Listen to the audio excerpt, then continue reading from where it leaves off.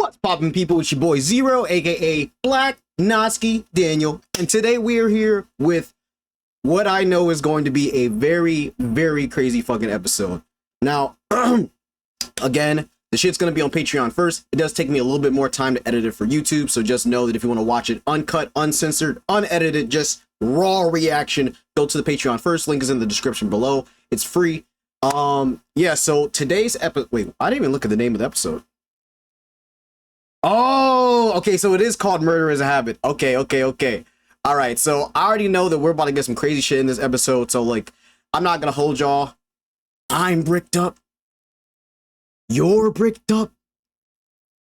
Piccolo's bricked up. Let us all be bricked up together as we watch ReZero Season 4, Episode 10, Murder Becomes a Habit. Skadoosh.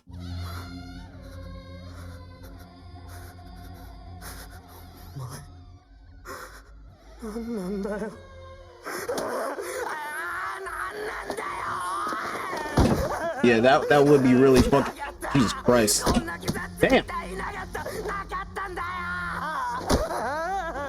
Jesus Christ.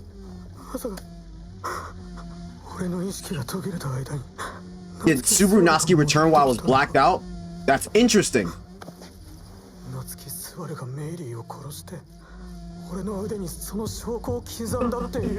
That's so fucking crazy.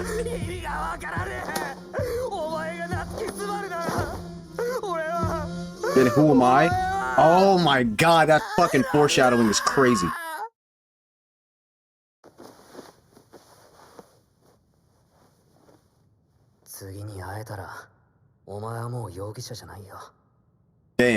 Damn, that's how he hit her body.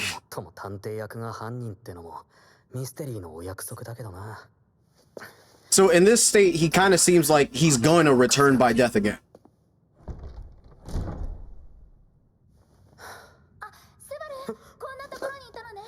Oh god. Let me turn that up actually.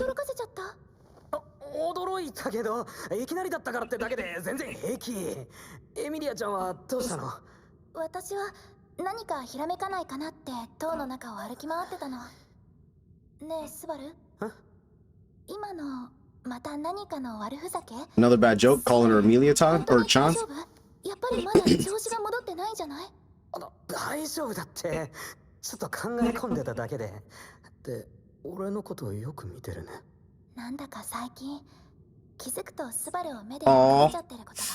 The next episode is about to be so fucking crazy.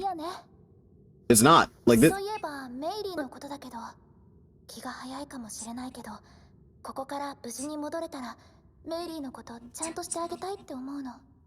It's crazy that you're mentioning this now.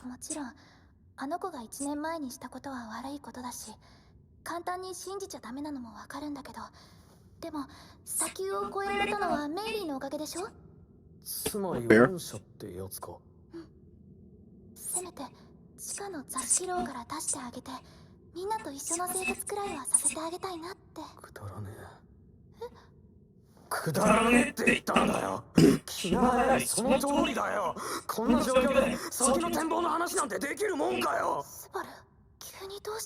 Yeah, this is out of character for Subaru.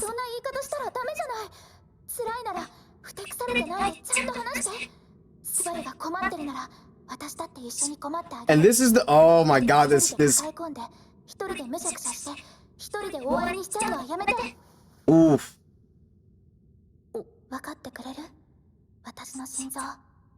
This is such a good Amelia moment.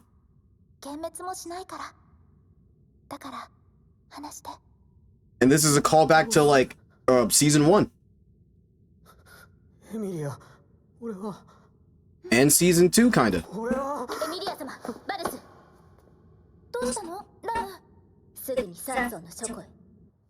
Oh god.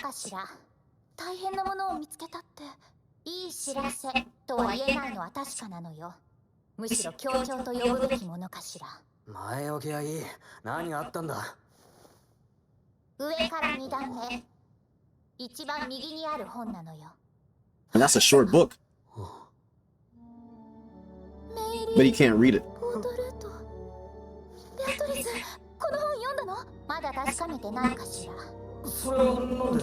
死者の書の扱いは慎重にすべきなのよ。そもそもベティたちの知るあのメイリーの本だとすれば。メイリーが塔の中で大変すぐに待つかしら。Yeah, sorry, chat, I'm locked in. あの娘の本なら急いで探しても手遅れなのよ。Damn, that fucking scared me. That shit came from the other side of the speaker. I was like, who the fuck's in my room? どこかで見かけなかったかしら。見てねっす。ちびっこにはどうかしたんすか？実はメイリーの名前の本が見つかったの。ああ、なるほど。2号死んじまったっすか。So number 2, kick the bucket, huh? シャウラ、お前そんな言い方ねえだろ。いや、お日様怒っちゃいやっす。それより早く2号の本を読んだ方が手っ取り早くないっすか？手っ取り早いってお前。お日様が本を読んだらきっと2号が死んだ理由もわかるっすよ。Yeah. 確かにシャウラの言うことにも一理ある。So you're gonna volunteer yourself. 死者の書が本物ならあの娘の人生を見ることになるのよ。Very short but tragic life. 心配してくれるのはありがたいよ。でも誰かがやらなきゃいけないことだ。それならスバルじゃなくて私が。それにはベティが反対するかしら。誰かが読まなくちゃいけないならスバルかユリウスが適任なのよ。Yeah, they're the knights. Plus, low key, if Amelia read the book, it could fuck her up in the same way that it's gonna do Subaru. 何かあったらすぐ本から引き剥がすから髪の毛引っ張るからね。そこは穏便に肩とかゆすって呼び起こしてくれると嬉しいかな。Here we go. Oh shit.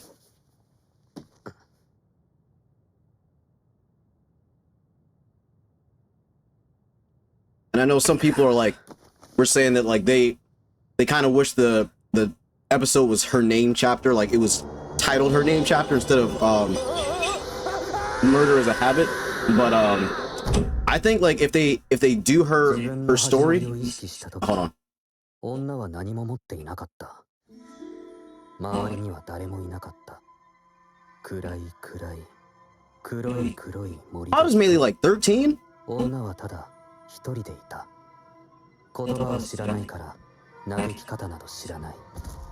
歩き方を知らないから抗い方など知らない。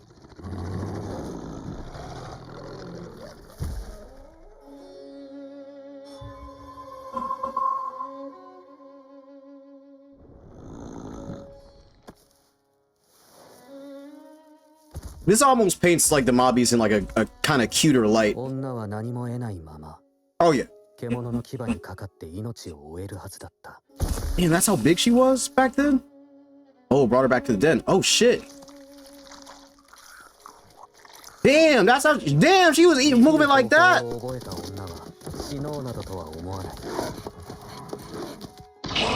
Uh-oh. 野生の流儀を命で学ぶ。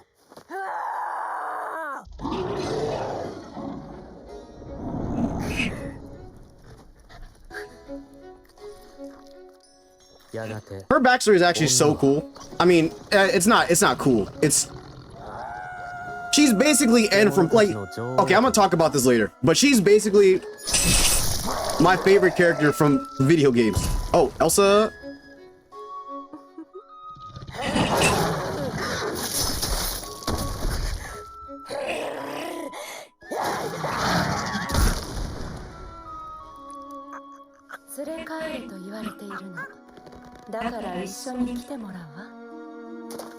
Damn. Damn, all that blood and shit. Oh, damn, she get a baby with Elsa. Hold up.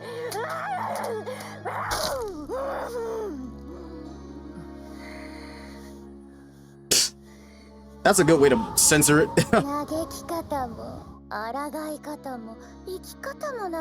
Okay, now her voice takes over. Or not her voice, but hey.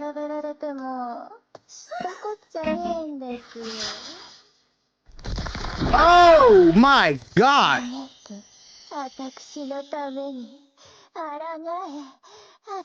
Bruh. She can't even fucking speak. She can't even speak any language.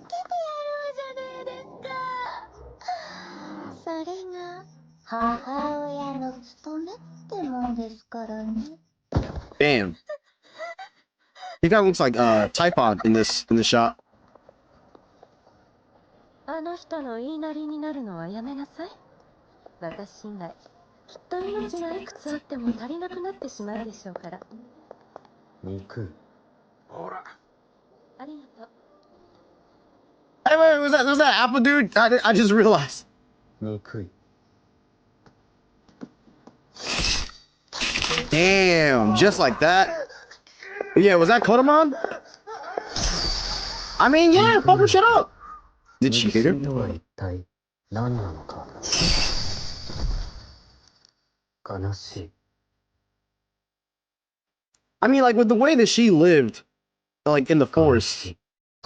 she should be used to like a lot of death and carnage. So like human lives should really like inherently matter that much to her. Oh, 悲しい。 oh, this is okay. 悲しみとは一体何なのか。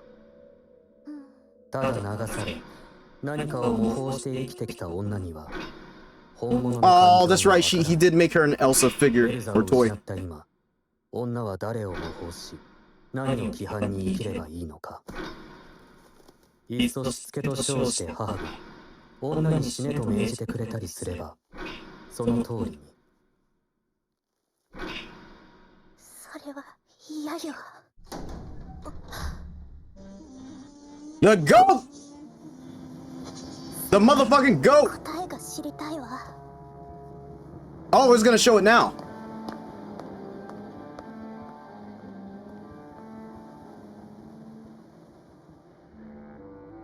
なんだ、お前も来てたのかよ。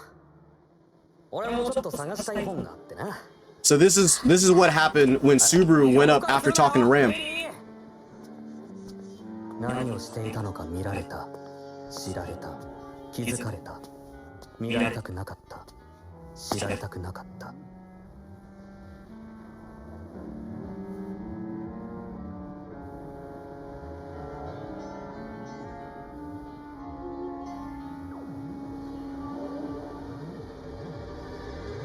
薄っぺらいな、お前。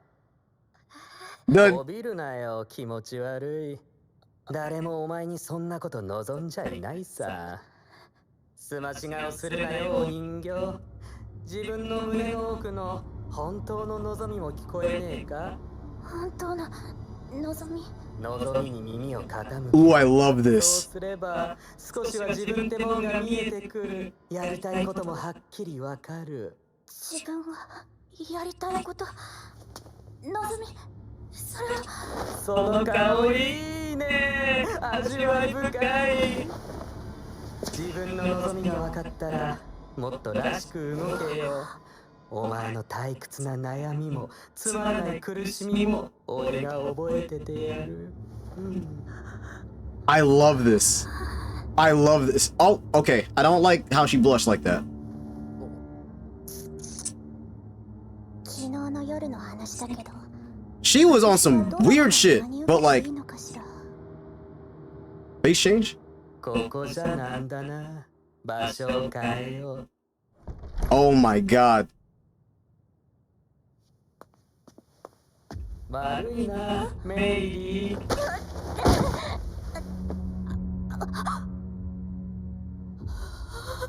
それを直接聞くのはルール違反だ。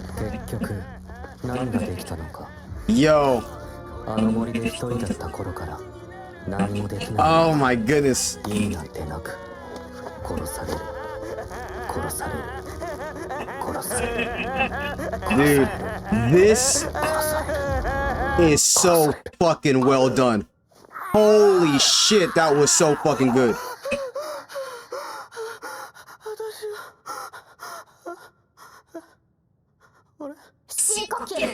That was so fucking good. Holy shit. That was so fucking good. この本は何をしたの？俺だよな。私なんか深く潜りすぎたかしら。スバル、思い出して。大丈夫。あなたは夏木スバル。私のキス様。改めて聞こう。 Bro, that was fucking fantastic. メイリーの記憶だった。首を絞められて苦しい苦しいってバタバタしちゃったのよね。落ち着くのよ、スバル。落ち着いて。 Dude, oh my, no, this episode is going crazy. いいのよ。こんな時ぐらいベティに全力で寄りかかるかしら。ラン女子、あなたはどう考えている？バラスの話が確かなら、メイリーはもうこの二人は冷静じゃない？ちゃんと私のこと警戒してたからでしょうけど。スバル、落ち着いて。この低たらくで嘘がつけるほどバルスは器用でも薄情でもないでしょ。裏付けるために私が読むことも。賛成はしかねる。夏樹くんの様子を見るとね。とにかくじっとなんかしてられないわ。メイリーを探しましょう。見つけてももう遅いのかもしれない。だけどこれ以上あの子を一人ぼっちになんてしちゃダメでしょ。 That's just like Amelia. 前は切りをかけてくれなかったくせに。今日の方針 Oh は my- 変更せざるを得ないだろうね。手分けして彼女を探そう。スバル、どうだろうか。君はメイリー城の最後を。俺は Oh my god. Melee in the background. 最後までは見てない。塔の中で何かがあった。それは間違いないけど。残念。 Oh my god, that's so... Dude, I am loving the direction of this episode so far. Holy shit. Fuck. Bro, I am locked in.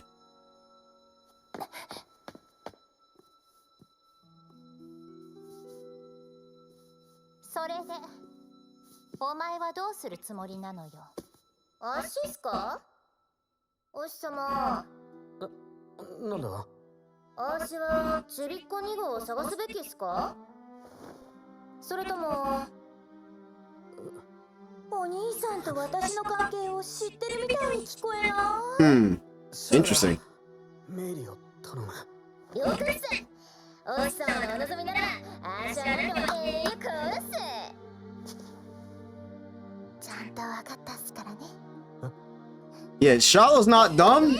She acts like a fucking silly ditz, but like she's not fucking stupid. 見るだけ無意味かしら。その本にはもう触らない方がいいのよ。なんでお前はそんなに優しいんだ？またいきなりの質問かしら。いや、私の死を隠そうとする卑劣感が。Oh, he's thinking like her now. 疲れる。なぜ？知りたい。それを知りたい。なぜなのか、私が教えてあげちゃおうかしら。 Dude, this... エミリアたちは味方なのか？ Oh. 俺を殺した敵なのか？愛せるのか愛せないのか？憎めるのか憎めないのか？それを知る方法こそがこの死者の書なんじゃないの？スバル、やっぱり調子が悪そうなのよ。 He's fucking paranoid as shit. He's schizophrenic. Oh, trash. なんでみんなこんな俺に優しくしてくれるんだよ。Oh, look at Betty. ちょっと力を入れたら折れちゃいそうじゃない？床に Oh no. 簡単に死んじゃいそう。そしたらまた死者の書は出現するのか？それを読めばこいつらは俺にこんなに優しくしてくれる。 Oh my god, dude. This is... スバル。 Oh, she noticed the cuts. This... I'm glad that they have this in here. Say it. 見られた。気づかれた。また自分の手を引っかいているのよ。悪い癖かしら。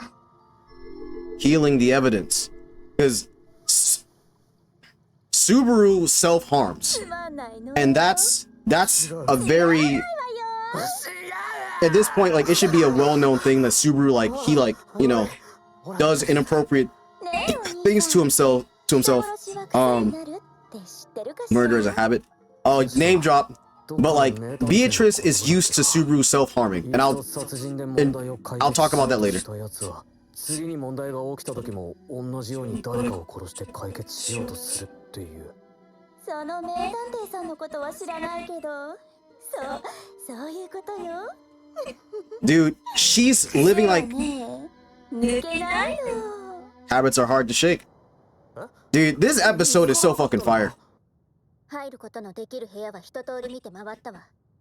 一応レイヤにも話を聞いてみたんだけど、見てないって。そうか。今日の結果は残念だったけど、でも明日はすまないが、明日以降も彼女の捜索を続けるつもりなら、僕は反対させてもらうよ。I mean, yeah, because like there's other shit that y'all gotta do. メリーがどんな気持ちでいるかもわからない。Y'all gotta prioritize why y'all came to the tower. そうした感情的な機能は残されていない。これ以上時間を無意には費やせない。随分と話を急がせるものなのよ。残された食料にも限りがあります。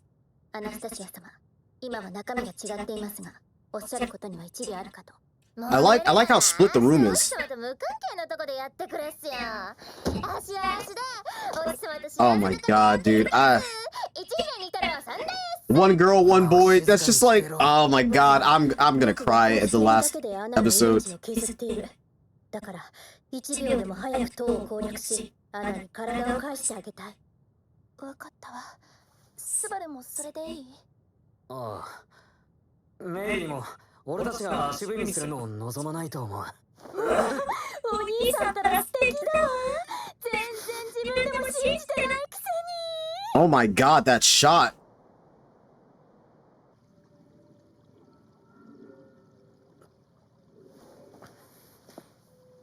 Oh, I don't want to check the timestamp for this episode. And I'm not gonna look at how long I've been recording. 確かめないとお互い気が済まないだろう。それはそうね。But trash notices.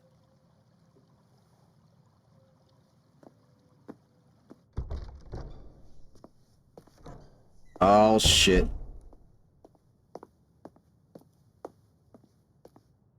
Huh? こんな夜更けにこそこそと探し物でもしているの、バラス。Oh shit. それとも偽物というべきかしら。バラスの夏木スバルの出来損ない。Oh my god, dude. 歩いてただけで随分と悪者扱いしてくれるじゃねえか。誰にも見られていないとでも。いいえ。The synesthesia. The synesthesia through Patrash.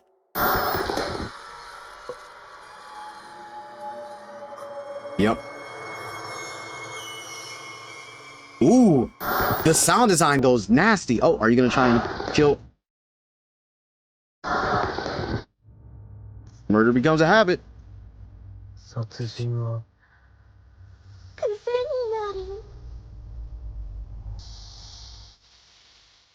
No way you ended it like that. Oh, next episode's gonna be Oh. Oh shit. Oh shit. Next episode. Oh my god. If that's where they stopped it.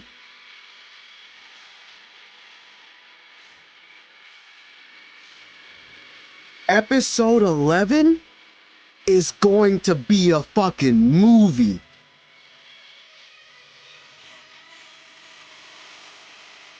Oh my goodness. Yo, I forgot, like it's still playing like the audio. Let me fucking. Yo. Next episode is going to be a fucking movie.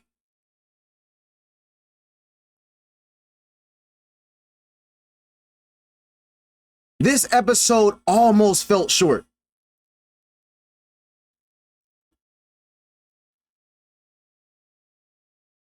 Dude, that last shot with Shaola. I gotta fucking do a. I absolutely have to do a analysis of the ending theme and the opening, because like, or the opening and the ending, because like, I mean, like I can't. I guess at this point I can explain. No, I can't. I can't explain the. I can't do an analysis of the opening because it's gonna spoil anime onlys. And I can't, like, that's why I haven't done this shit yet, because like I know damn near like 80% of what I want to say for the OP and ED analysis specifically, but I know that my anime onlys are gonna click on it. And I do, like, if I explain the opening and the ending, it's gonna literally spoil the entire arc. Like, shit. All right, chat. So we gotta run that shit back, as y'all already fucking know. That's how we do it here. We gotta, you know, we watch the episode, we watch it through. You get the immediate like raw. Dude, I'm kind of hot. Fuck. Dude, that episode.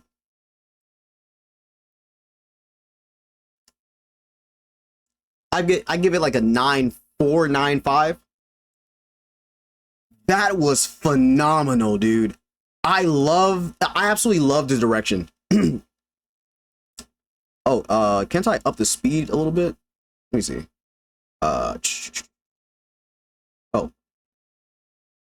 Damn, you don't let me up the speed, but you let me fucking lower it? It's fucking weird. Anyway, so, I mean, I'm just gonna go around and click on, like, the most significant parts, like, as it's playing through and just talk about it, because, like, there's an interesting bit to talk about. Excuse me. So the very first thing that I want to talk about, which what I find so fucking interesting, because like dude, I'm only going to be speaking as though I'm an anime only, right? Give y'all some shit to think about. So, and I'm gonna give you guys timestamps so you know like what like part of the episode I'm referring to when I start talking about it, just so you guys can go back, look at it yourselves, you know, like go over it and like, you know, be like, give me like a proper response, because I don't know if I'm gonna have like the images on screen of each time like I talk. It's gonna be like a lot of editing, and I want this to be up like as quick as possible for you guys, but I also want the quality to be good, because like I am my own editor and I don't have like a shit ton of time all the time, like, because I work on the days, or on like ReZero days, like I work on Wednesdays, and like I don't get I don't get home until like almost 5 o'clock, and so by the time that like I get home, the episode's been out, like half of the reactors got their reactions up, and I'm just like, I'm playing catch up, like, and I'm like, yo, I don't want to wait too long to get these up, because then it's like, you know, it's not that the hype's dying. I know like the real ones are gonna keep coming back, but it's like, oh shit, the longer I wait, like, and the longer I take to edit, it's just not gonna be up on YouTube anytime soon. If I like really went in on my editing and like made it the way that I really want to, it might not even come out until like the next day. So I don't want that. I want the ReZero episodes to come out on ReZero day. So, okay. Now, going back to what I was about to say. At timestamp 28 seconds, Subaru's clutching his face saying, "Did Subaru Natsuki return while I was blacked out?" Now, he realizes that he has been blacking out at random intervals, right? What I find super interesting about like this whole memory loss thing is Subaru doesn't believe that he's Subaru. Like he thinks that this Natsuki Subaru, like by this point, like all this buildup, he's thinking that the Subaru Natsuki that everyone keeps referring to is a completely different person. Like completely different person. And this is like a rather curious thing, because I've been seeing a lot of theories by anime onlys thinking that this could be like a possession type thing. Maybe he's getting possessed by like gluttony or something that's in the tower. And that's like a very interesting theory, because dude, in what situations would or should Subaru lose his memories under like the context of what we know? Because I mean, for like what we know, like anyone who loses their memories, it's basically due to gluttony, right? So people saying that it's gluttony, you know, that's not like a fucking, that's not like a hot taker, like that's not like a super weird like thought, because dude, when we think about it, gluttony, like all three gluttonies are in the opening of the, or yeah, in the opening for season 4, like the OP. So like to give it like a little bit more thought, something that I find interesting though is the gluttonies as we see, or as we have seen, they have the ability to shapeshift, and what we saw in season 3, and they take on the outward appearance of said person.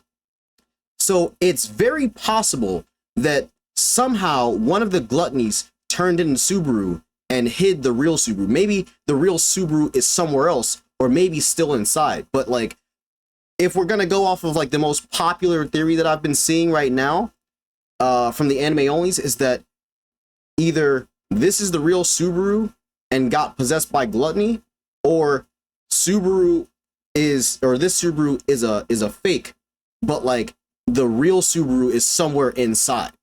Now that raises the question, for what reasons would Subaru black out and like do the things that he does? Now we don't know what he did during his first blackout last episode, like when he fell into the hell cave with the courtesan bears. We don't know what happened with that. So he could have blacked out, and you know, if the OG Natsuki Subaru were to return in that moment, I'm sure, because like it's Subaru, even though there was a bunch of courtesan bears, I'm not saying that he could have like easily dispatched them all, but like by himself. But at the same time, it's like, well, Subaru Natsuki is known to get out of like sticky situations like that. And like I was saying before with how he was dodging and evading like the sandworm in the last episode, or like that was like part of the cut content fight. It's not unrealistic to think that like the real Subaru can take over the copy Subaru's body and then be like, yo, like I know what to do in this situation, or maybe like I can react better than like the Hubaru, right? So with that being said, now Subaru, I'm not gonna like go into this like with extreme details, but as most anime onlys to this point know, because I mean, if you watch me, you probably watch people like light novel historian, watch people like fuck Jake Z, maybe like Asaratha, or however you say his channel's name. He makes like super good content too, but they kind of go over like, oh, and like and Annie News, because Annie News does like the cut content. That's why I don't really focus more on the cut content. I focus more on the like how like what would it feel like or be like to be an anime only watching this, but then kind of giving more context as a novel reader to some of the things that should be thought about more. And like most of the fucking anime onlys, most of you anime onlys are like really fucking keen. Like you guys got that fucking dome on you. And so that's why like I've made sure to hold my tongue in a certain way and watch other like, or look at other comments from anime onlys to see what people are thinking, just so I know how to better navigate my anime only conversations. That being said, so what if Subaru,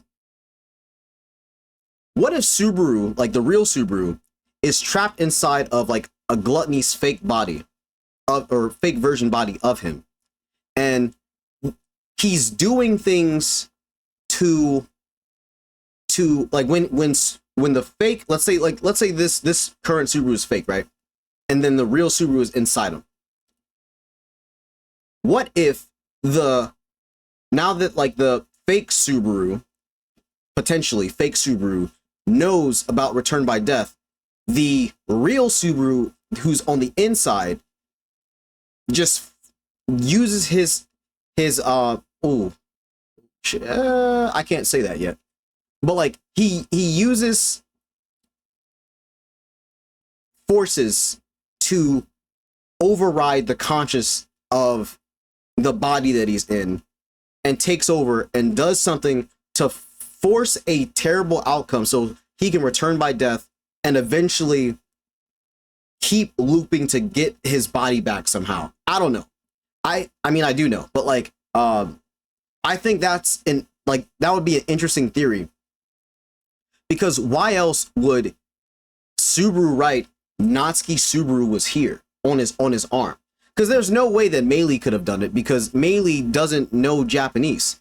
Like, we know that it had to have been him. So if anyone ever questioned if it was Subaru who did it or Meili that did it, while like, and plus, if you're getting strangled out, oh, you're gonna fucking, like, on the arms of the person who's choking you out, you're gonna write in perfect Japanese, like hiragana, katakana and like kanji, like you're gonna spell out the name of your killer when you don't know this. Like, no, it's not. It wasn't Meili.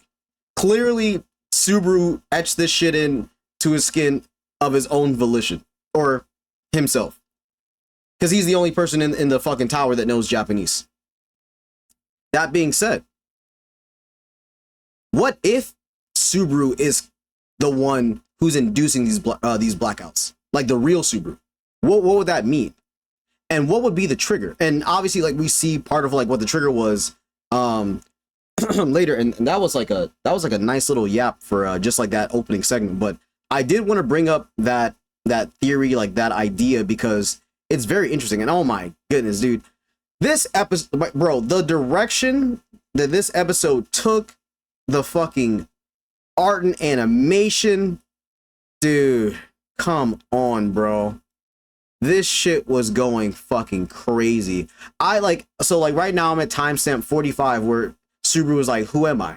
And he's like grasping it. So it's like one of the images of everyone else, or that everyone else has been using as like the thumbnail. Like he's like, yeah, who am I? And like his arm is like bruised up from like, which is like fun attention to detail, but White Fox is a king at attention to detail. And so like, okay. So you know what? No, I'm gonna go back.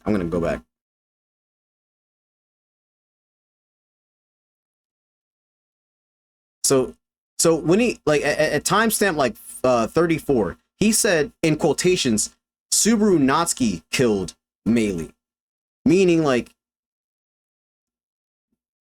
he's referring to the other Subaru. And in the novel, like it's the exact same, but you kind of feel it more like in the novel, even though it kind of comes off initially confusing because he just keeps saying his name.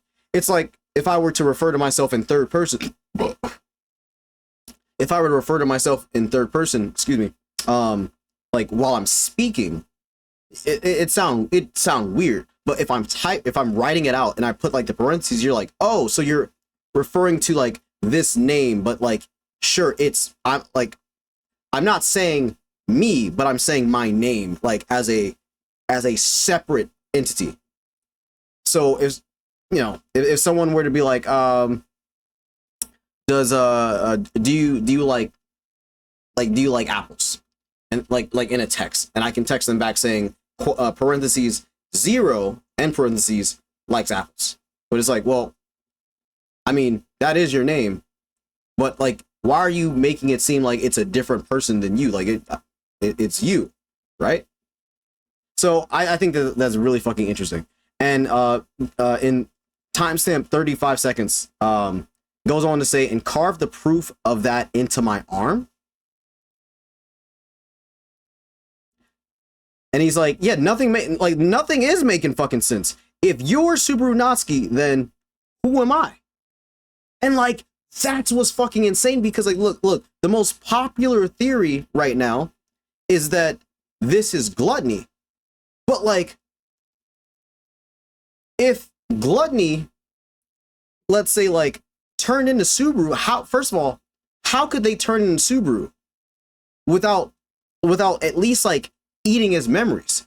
But if Gluttony did eat Subaru's memories, or ate his memories through somebody else, why would they forget everything that took place in ReZero, and forget, like, why would they forget everything that happened in ReZero but only remember what happened in their past? That wouldn't make sense.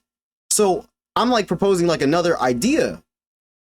What if this isn't any of the Gluttonies but like something else in the tower? there has been a lot of very strange anomalies in ReZero, and there's a lot of stuff that is barely explained, never explained, and mostly explained. We don't know what the fuck like this Subaru could be, because let's say that it was a gluttony. How would the gluttony forget who they truly are? They're gluttony.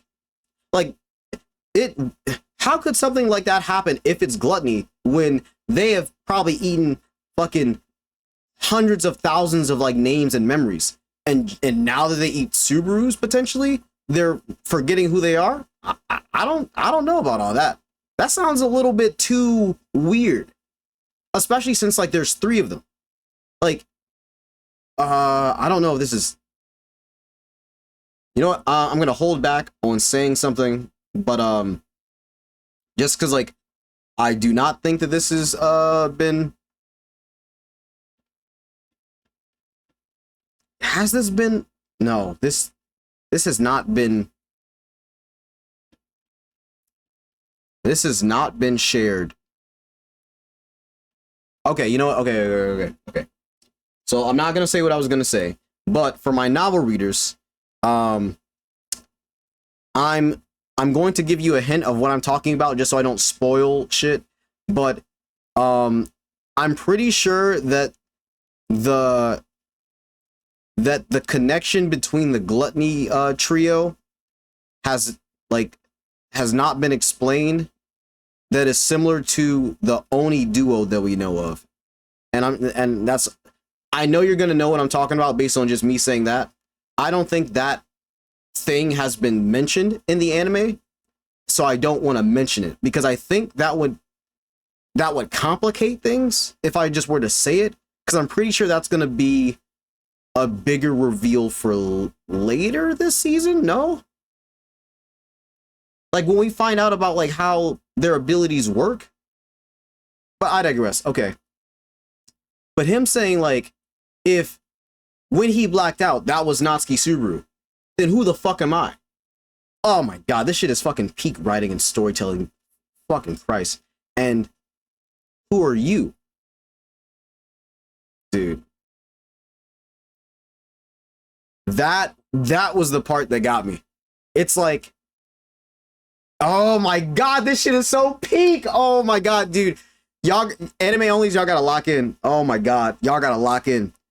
If when Subaru blacks out and he thinks that, let's say like Hubaru, like amnesiac Subaru, if Hubaru thinks that when he blacks out he turns into OG Natsuki Subaru, and he's like, oh well, if you're Subaru, then who am I?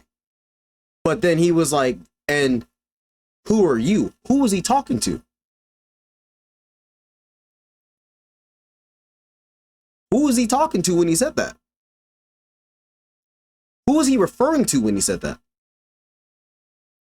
He says, if that was Natsuki Subaru that took over when I blacked out, who am I?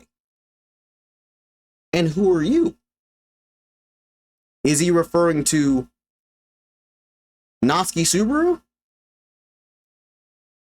That, dude, this shit, I love this. I love that opening bit. I'm sorry. I know that was like fucking like, what, like damn near 20 minutes of me yapping just about that.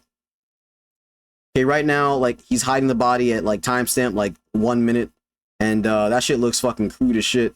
And yeah, I like how he mentions like the whole mystery thing, and then it comes back to bite him after he reads Meili's book. Now, obviously, like we're gonna skip to like when he confronts Amelia, and like I'm quite sure that when he said like, hey, like Amelia-chan, when she said, is this another bad joke of some kind? It's referring to the fact that, remember, he hasn't told them that he lost his memories in this loop. So to them, he should still have all his same like characteristics and mannerisms. However, this Hubaru doesn't know what his affectionate nickname is for Amelia. So it's like, if he doesn't know, that's like one telling sign that bro is actually fucking cooked. So Amelia's like, wait, you called me Chan. Or I mean, in the anime, she's not like Chan.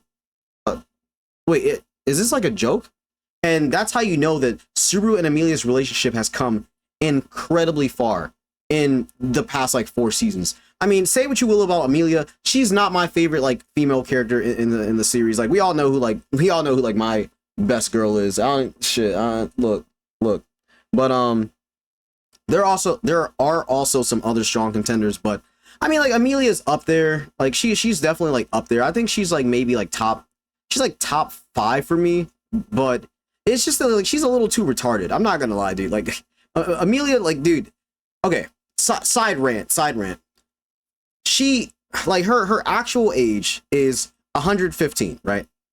Yes, she was like raised in a forest for like the first 7-8 years of her life, in Elior Forest or whatever. And then, you know, she goes up against Pandora. Pandora like tries to cook her memories. She's frozen for like 100 years, and then she lives in the forest. Actually, no. It was 7 years. She was like living with Fortuna for 7 years, doing all that shit, and gets frozen for 100 years. Then she's outside and she's getting like educated by Puck, who is not like, he's not retarded, but he was babying her a little bit. But that still wouldn't mean that 7 years, like you becoming like mentally 14, dude, she's less mature than the fucking 12-year-olds that we met. But sure, yeah, she gets more like Petra. Like Petra got more social interactions like in the village, so she had to like learn more from other people that weren't babying her. But still, it's something about that fucking man. I'm not saying I dislike Amelia. I said she's in my top 5, but like, God, there's some times where I'm just like, fuck, dude. but when and for the record, now that like I've said that out loud, when I do give Amelia respect, she deserves that fucking respect. I love how far she's come as a person, especially after completing the trials in season 2 or arc 4 for you guys that read. Not only that, but like her development with Subaru as a person, they have a unbreakable bond. Like dude, at this point, I don't think there's much. I mean, like there is some shit, but I don't think there's much that Subaru can do to break the trust and affection that Amelia has for him.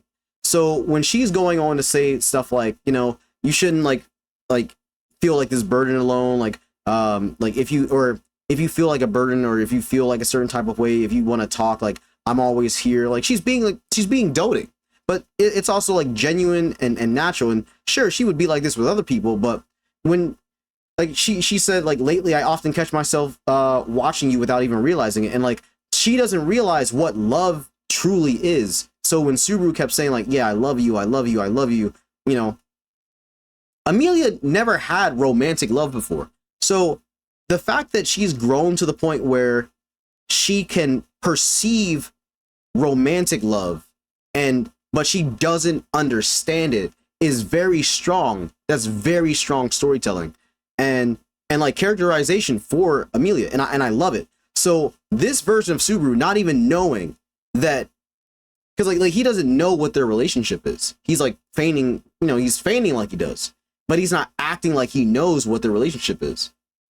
The fact that Amelia is starting to show that she loves him, even though she doesn't know what this feeling exactly is, regular Subaru would be going crazy over this. He'd probably be like a little bit shy about it, but he'd still be like, yo, she's finally falling for me, or falling for him. But this version of Subaru doesn't even like react to it. He's like in his head is like, why? Like, why are you? And then like the way her eyes soften, dude. And like when she said funny, isn't it? Like it. This is exactly what regular Subaru would want. And then she talks about Meili, and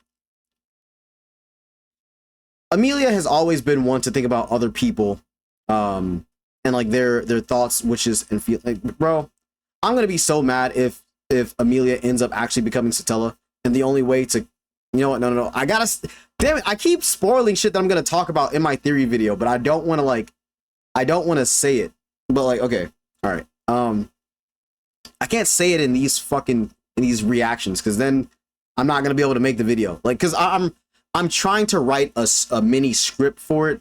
It's just tricky because I just have to keep looking shit up, and it's taking longer than like I would like, but I digress. So yeah, like her talking about how she wants to treat Meili better. This is so incredibly ironic after what just happened. And he's like, oh, you mean like you want to pardon her for like all the bullshit that she did? And to be fair, like, one, she is a little kid. Little kids are very easily impressionable. I was actually just watching last night this like mini documentary about the two girls that tried to unalive or like, you know, yeah, unalive one of their friends just because they thought that they were being told to by Slender Man. And yeah, it's interesting. Like I've heard about it. I've like seen content about it like a lot. Small thing for you guys, like the people who don't come into my streams, which y'all should come to my streams. Even if y'all are just here for ReZero, pull up to the streams, because like, even though they're not ReZero streams, I talk a lot about ReZero in the streams. So much so that I talk a lot about novel shit. So like my novel readers, you pop into the fucking stream, dude, I'll yap about the novels. If my anime onlys are in the stream, I'll be like, all right, spoilers. Like, dude, in the same way that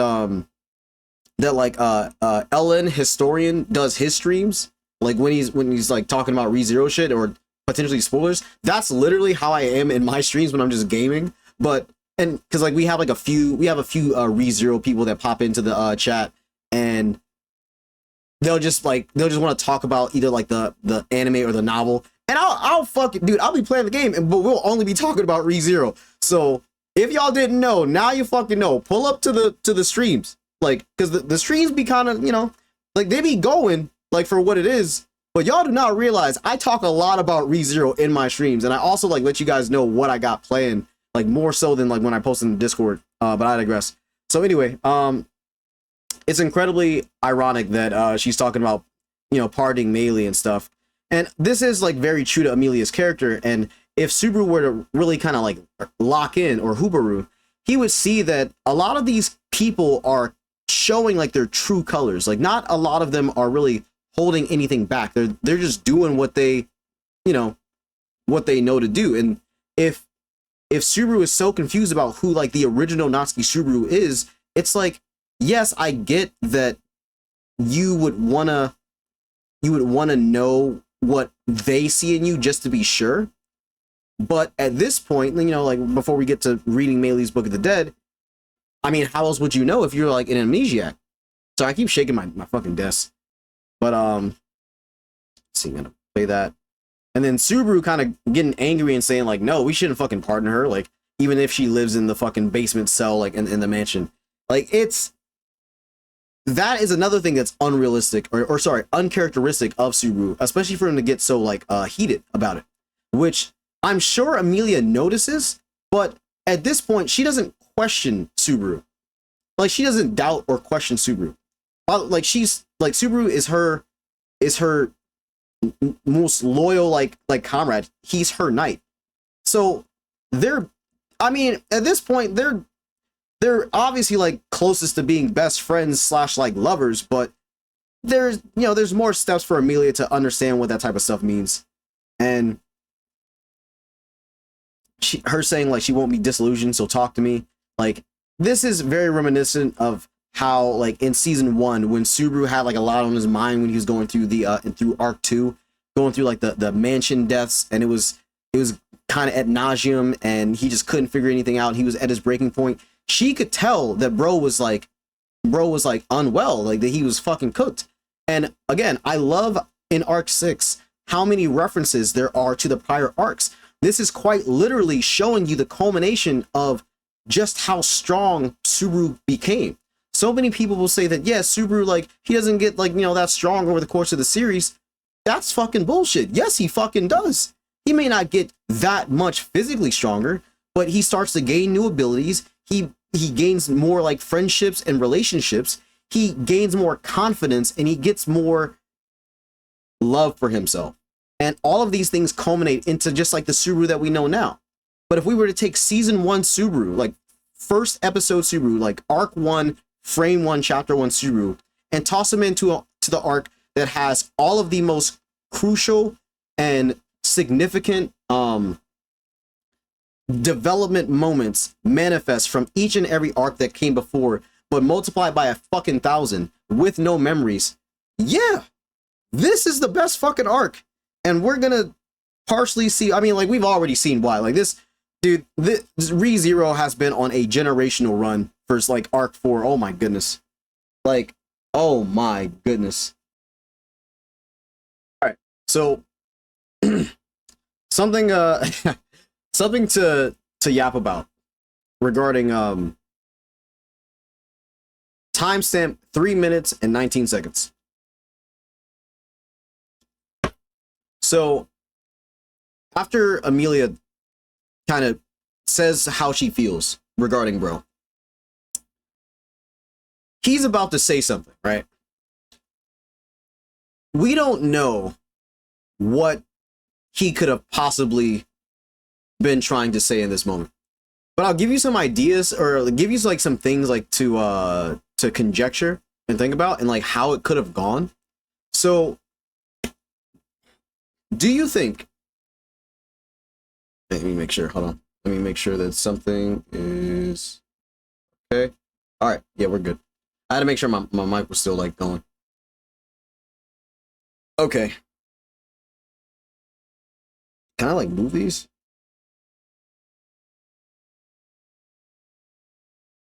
Nope. Anyway, do you think that he could have been about to tell her that he loves her, which would be a little bit strange considering that like he is like the most distrustful of everyone in this tower right now, except for Shala Patrash and not Melee yet, but well, because he's only like gotten so much information about everyone. So, with her being so sincere in what she was saying, do you think that he could have told her, like, in this moment, just like, hey, I love you? Or do you think he could have said something to the extent of, like, I killed Melee? Or like, I have something to tell you, like, regarding Melee? Or maybe, what was the other thing I was going to say? Or do you think that he would have told her about Return by Death? Because remember, he doesn't know, as of like this moment, what the taboo is. Like, he doesn't know that he can't say it. Like, as far as what we've been shown in the anime so far, he could, like, he's still holding out. Or do you think he was maybe gonna just say, like, Amelia, I lost my memories? Like, he could have been about to say any one of those things. I love you, I killed Melee, I can return by death, or I lost my memories. Out of those 4 things, what do you think is the most likely thing this version of Subaru or Hubaru would have said in this moment? And remember, it's timestamp 3 minutes and 19 seconds in the actual episode. I'm just very curious to see what you guys would say, because like depending on what he said, dude, the fucking reaction either way would. I mean, like if he would have said I love you, I mean he probably wouldn't be making this face necessarily, but he does seem confused. Oh my god, dude, this fucking reaction is already like about to be an hour, and I'm only at the 3-minute mark. That's how you know this is a good one. All right. But then, you know, I'm gonna skip forward a little bit.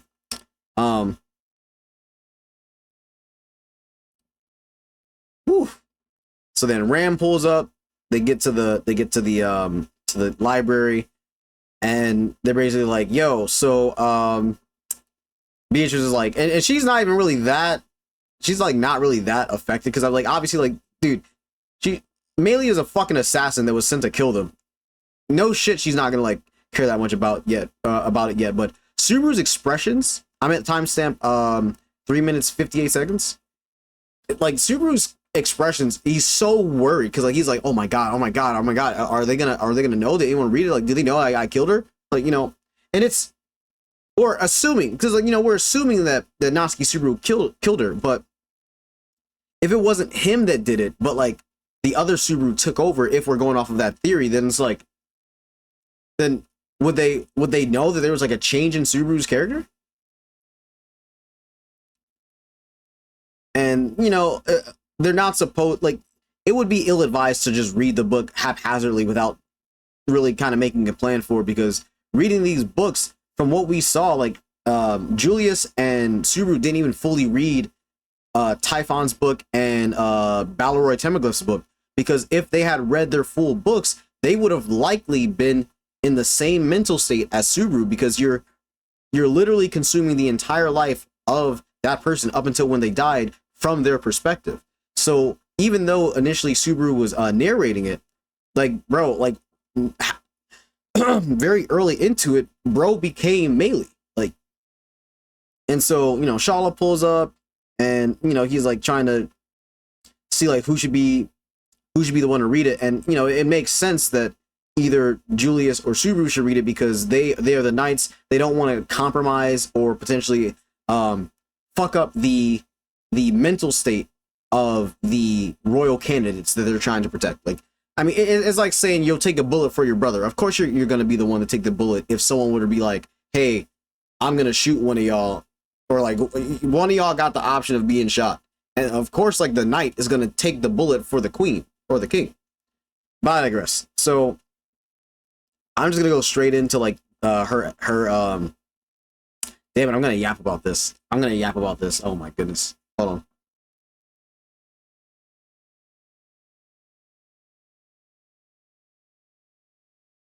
I had to get some good sips in, because like with all this talking, this is about the amount of like yapping that I do in streams.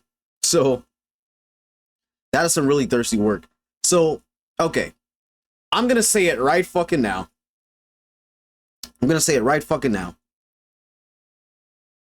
I wanted to yap about this for so fucking long, but I couldn't.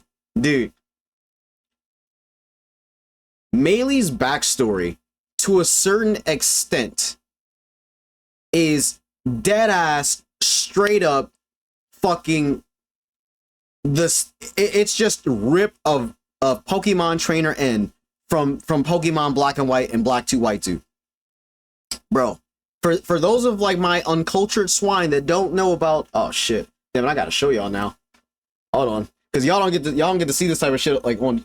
Yeah, actually, yeah, like y'all don't get to see this stuff in the reactions, because it's in the streams where like I glaze like video games and like different anime and shit, and like I show off like my my figures and stuff more. This is like my my Piccolo box from Daima. Anyway, yeah, y'all don't get to see this normally in the videos, but Persona 3 is my favorite Persona game, by the way. Got Bayako right here. Yeah, y'all don't get to see me show off my figures. Y'all only see me show off like my REM figures that I keep like on the desk and shit. I got some RAM love too, but no. And then obviously like gotta have my Goku. Putting this shit all up on the side. But anyway, so damn. Now that I'm looking at it, this is actually like a lot of fucking. Okay. Look at this shit. By the way, these are my favorite video games of all time. Yeah, wait, where's my white? Why is white in between the Japanese copies of black? Anyway, it doesn't fucking matter. Long story short, for those of you guys who are not familiar with Pokemon Black and White, it has the best story in any Pokemon game. Fuck you, fight me. It is up for no debate. Yes, Sun and Moon is good. Yes, the Mystery Dungeon games are good. Yada yada yada. Yeah, but they're not Black and White. So what I have to say is that the antagonist slash like rival character in Pokemon Black and White, he is a human being that was born with the ability to talk to Pokemon, but due to his weird let's say, divine protection of soul of language. His parents abandoned him as like a little kid.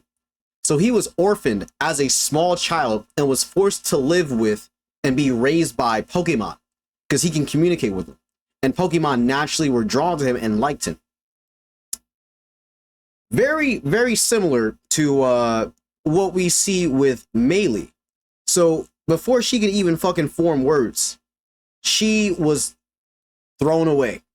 Like it said, didn't know how to grieve, couldn't walk, couldn't talk, couldn't fight back. But the mobbies that came and should have ended her life was like, oh, wait a minute. Yo, you cool for a human. And that's her divine protection. Or I forget the exact name of the divine protection, but obviously it's like beast taming type shit, like mob beast taming. And she didn't even have to necessarily like cut off their horns in the beginning. Like dude, even as a baby, dude, she like with this Sophia effect, she looks so much like Typhon, even though I know that like her hair color is different. But they both have like that kind of like greenish. There's a fucking fly. They both have like that kind of like tint that if it's green or purple, it looks the same. But I digress. And it's actually like kind of cute having the fucking the mobbies like toss her in with like the cubs, and she is quite literally the same size as the cubs, which is so fucking adorable to me. That shit is so fucking cute. Like, and then even the cups, like the cups. Oh my god, even though the cubs barely fucking conscious are still like attracted to her and drawn to her. Like timestamp 6 minutes 58 seconds when like the one cub was licking her and licking her forehead, and she doesn't even know what's fucking happening before she had a chance to acquire anything. Oh, bro, and then when they brought back that deer. Now, by the way, as we already know, this is like a very small thing. Rest in peace to the deerling. As we see, we find out from this that mob beasts, when they mob beasts are all wild. They prey on regular animals, and yes, obviously from like a whole bunch of different episodes that we've seen, there are regular animals in ReZero, you know, like the doves, like there's other shit, but like we just don't see regular animals as often because in the Kingdom of Lagunica, and this is gonna be very much more relevant for the next season. There's more mob beast, and this is because, well, I guess this isn't really a spoiler, but like there are more mob beasts in Lagunica because Lagunica is closest to the Augria Sand Dunes, where the Witch of Envy is sealed, and it's drawn to the miasma that leaks that far. Even though it took like them a minute to get there, most of the other territories are further away from the Pleiades Watchtower. Now, if that was like a poorly explained or bad fact for my novel readers, like drop a comment and like clean it up for me. But essentially, there are more mob beasts in Lagunica than there is regular animals, and more mob beasts than there are in other countries that we're gonna see. And so, seeing like a regular deer or fawn, is kind of interesting. And I think that it is fucking wild. It is fucking wild that Meili, as like a bro, she has to be like, if she can like maybe potentially walk, even though she's probably like, if she's used to being raised by the mob beast and she's used to being on all fours, we can't really super determine if she can like naturally just walk and run properly, but I assume that she can. But I'm thinking like this version of Meili is probably at least like 3 or 4, I would say. If we know an exact age range for like this version of Meili in the novel, like let me know novel readers, my readers. But the fact that she's like potentially 3 or 4 gets dropped some like fresh game. By the way, what was interesting to me, I don't remember if this was like explained in the novel, but like the fact that the deer it had a clean cut. Clean cut like across like the fucking guzzle pipe. I think that shit was so interesting because, oh yeah, like around the throat. Because it shows that the mobbies, they do have a level of intelligence. Because they're not just gonna go and try and like shred everything to bits and pieces, you know, like even if they're trying to like get game. And I know this is like a very insignificant detail, but this is that attention to detail that kind of does more world building for this series. The mobbies, that is like the mother of like the den, when she drops down the deer, it only has like a cut around like the guzzle pipe. There's no other scratches on it, so she went for like a clean, quick kill, like a hunter, and brought back the food like a whole deer, and presumably the whole deer is for like her litter and Melee, which is basically a part of the litter at this point. And the fact that Melee was munching on deer carcass, bro, like through the fucking fur and skin, like, you know, like that shit is fucking crazy to me. I think that it's so fucking interesting. She didn't give a fuck. She was like, yo, they were tearing that shit up live and raw. Having learned how to live, she did nothing, or she did not think, wait, what did I say? She didn't, damn it. God damn, she was fiending for that shit. Having learned how to live, she did not think of dying. Oh my god, dude. And then like ReZero be dropping fucking bars every fucking 5 seconds. Jesus Christ. And so she kind of like became like a mini Tarzan, I guess, but like you're kind of siding with like the evil creatures in the food chain.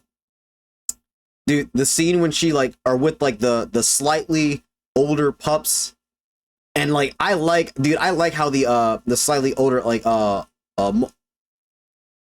Olgarm, that's what they're called. I like how the slightly older Olgarm pups look, cause like they look like little like what, like not Rottweiler. Yeah, no, they kind of look like a mix between like a Rottweiler and like pugs. And then what I find so cute, and none of you fucking sick freaks, don't fucking take this out of context. Don't fucking clip this out of context, you fucking weirdos. Don't do this. But the way that, okay, in timestamp 7:15, I think that it's interesting how the stance that Melee is in, like with her long hair, like she's like her upper body is lower, and then she's kind of like tooting her behind up, and that's not something that like the other pups are doing. I kind of relate that more to how cats, like the cat species, are going to pounce on something rather than dogs, because I feel like the dog species or canine species, they're similar, but like I feel like it's actually, wait, no, do they all do that? Do canines and felines do that? But like what I was trying to get at is she kind of gives off more of like a feline, like about to pounce pose, but with the slight stance of like a canine. Because yeah, she gives off like feline pose, or no, feline stance, as far as like how she's like proportioning the weight in her body, but then the pounce is like, or like the hand placement, foot placement is more like aggressive, like dog. And it's funny because the pups behind her are cowering. They have their tails down, like they're like ooh shit. But they're for the most part, but like the first two are like almost standing on business, but they're still hiding behind Melee. And then the one to her left hand side is kind of like, yeah, I'm here, but like Melee's in front though. Like that okay. The reason why like I even went on that little tangent is because I find it so interesting that even though the mobbies, or like the Olgarm, are fucking witch beasts, the mobbies, Melee is like oh no, I'm about that shit for real. And she's the one in front. Like, they're behind her. Like, and like, at this point, she's probably like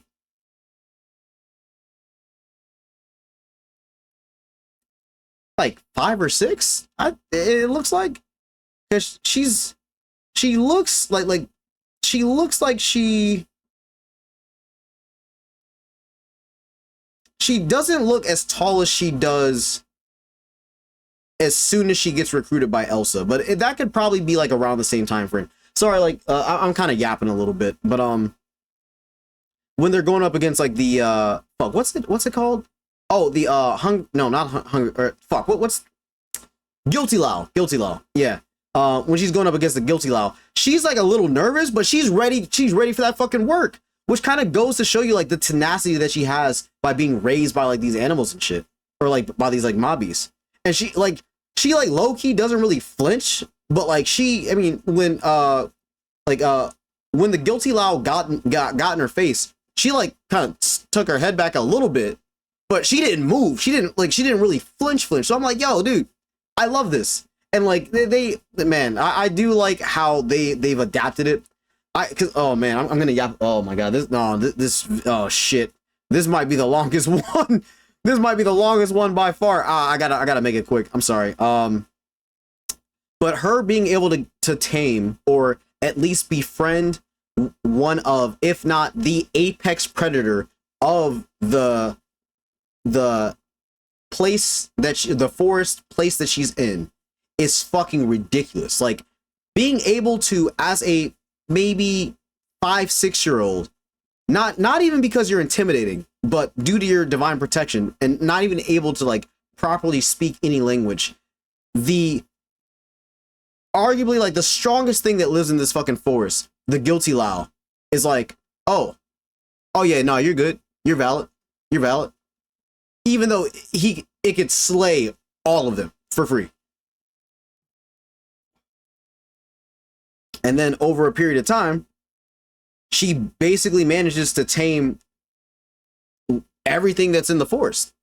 And via her being able to tame everything in the forest, the dynamic between how these different predators and prey interact with each other is now intrinsically different, because Meili is their leader now. Essentially, she's like the leader, because via her divine protection, no one's her op.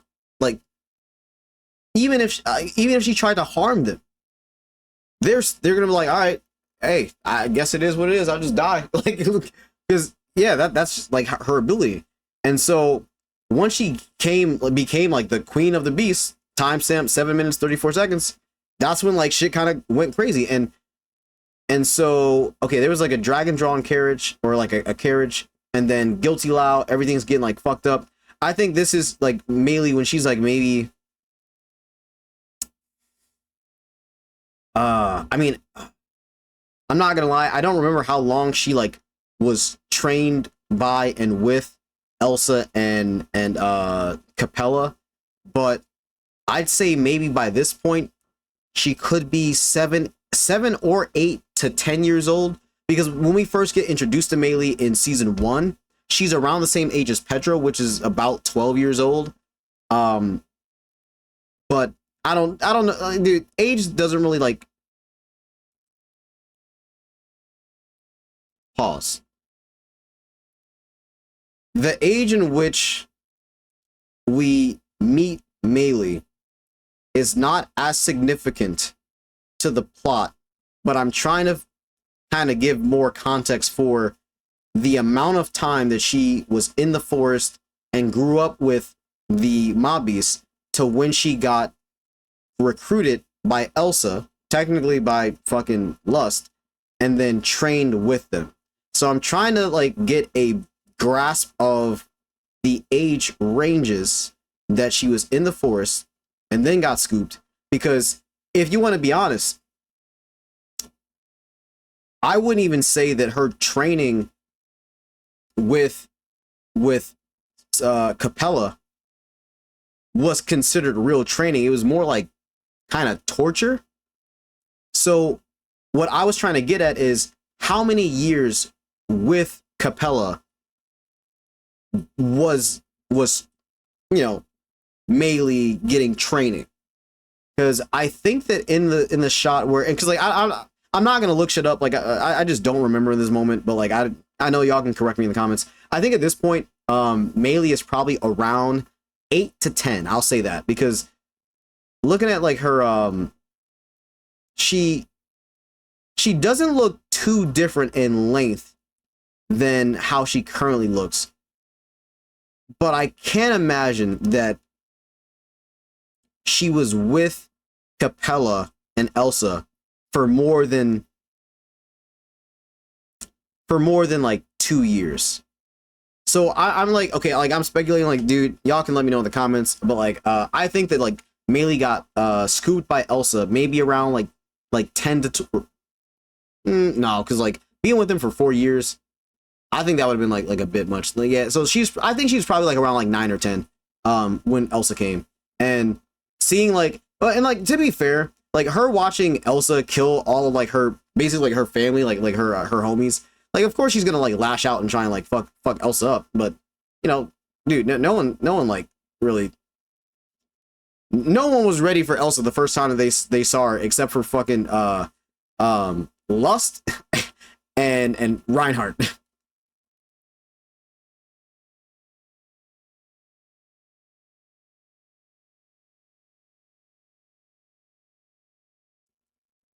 And so another thing that like I'm quite sure happened was that the reason why Elsa came to get Meili was because Capella got a scripture from her gospel. Because other than that, like, or otherwise, they would have had to heard about like this little girl in the forest of Mobbies that can control the Mobbies. And yeah, sure, you can kind of see that like secondhand if you like are able to survive it. But for her not to like speak any language, or like can't speak like the human language, verbiage and shit, being raised by a literal like beast made from a fucking witch. It's kind of hard to believe that someone saw what she was doing and was like, "Hey, let's report her," and then Elsa found out. Like, she had direct orders from Capella. Like we can hard assume that, and I'm quite positive that it's via the gospel. And so if that is true, if we're going off of that logic, like as anime onlys, you can kind of say that Meili, like the first human that Meili has seen, was probably Elsa. Or, yeah, she's a human. Yeah, she just has like that fucking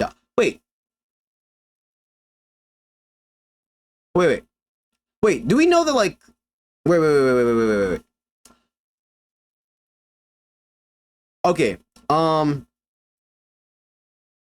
on. I gotta pause. Hold on. Okay. I had to double check just because like I didn't want to say something that was a like major spoiler. But there were some see, like, this is why I wish like I had done a reaction to season 2. Dude, arc 4, that shit is so fucking good. But so I'm not going to fully explain why or how, but in arc 4, or sorry, in season 2, when we were getting Elsa's like kind of her like light backstory,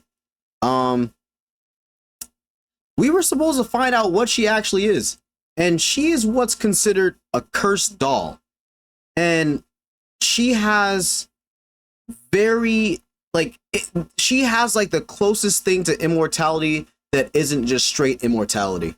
And there was a thing that Garfield was referencing about like how there was a witch like who was like a vampire and stuff, and it's like it's not like the same, but it's like it was like referencing kind of like the durability of vampires and how, like, you know, I'm not gonna fully go into it. Like that's that's how this specific witch was perceived. But no one, like the average person, would not know that Elsa is a cursed doll, and it basically gives her like very strong like immortality. It's not pure immortality, obviously, because she died, but that's also because she was fighting the goat Garfield, or Goatfield, as I should say. And like with this being like the first human that that Melee meets, some of like the stuff that was cut out of this episode, which again, there's gonna be a little bit of cut content. Look, anime onlys, it's fine. Don't think that these episodes aren't hitting, because like, bro, I was losing my shit over how good this fucking episode was, and I wasn't even really thinking about like the cut content. The pacing, art direction, voice acting, cinematography, everything was like fucking dude. No, this is like a 9. This is like a 9.5. No, 9.6. I'll give it a 9.6. There was a point during her wait, did they actually say it in this? There was a point in the in her memories where she was like, I couldn't even believe that Elsa was capable of dying, because you know, she would see her and watch her like go through some of the most bullshit fucking interactions, get destroyed, and then be like, hell no, I'm still here. And this was exposing her to and like, I'm at the bath scene right now. I like how like Melee's first bath, like the first thing she thinks to do is just fucking lash out on Elsa and just like try and bite her shit. Wait, was Elsa's hair always that long in the back? Wait, what? Oh no, yeah, it was. I'm fucking tripping. What the hell? Dude, I'm so used to seeing like Elsa from the front. I wish I could see her from the back more often, but like she does have like the little yeah, my bad. I'm dumb. Anyway, I like how like the first thing that she thinks to do is just like bite her, and Elsa doesn't even flinch. It's like when Patrash got stabbed by Subaru, like she didn't even flinch. No way to grieve, to fight back, or even to live. And Melee is fucking terrified. She is terrified, like being in the presence of Mother. I'm gonna turn this shit up because I want to hear this voice acting again.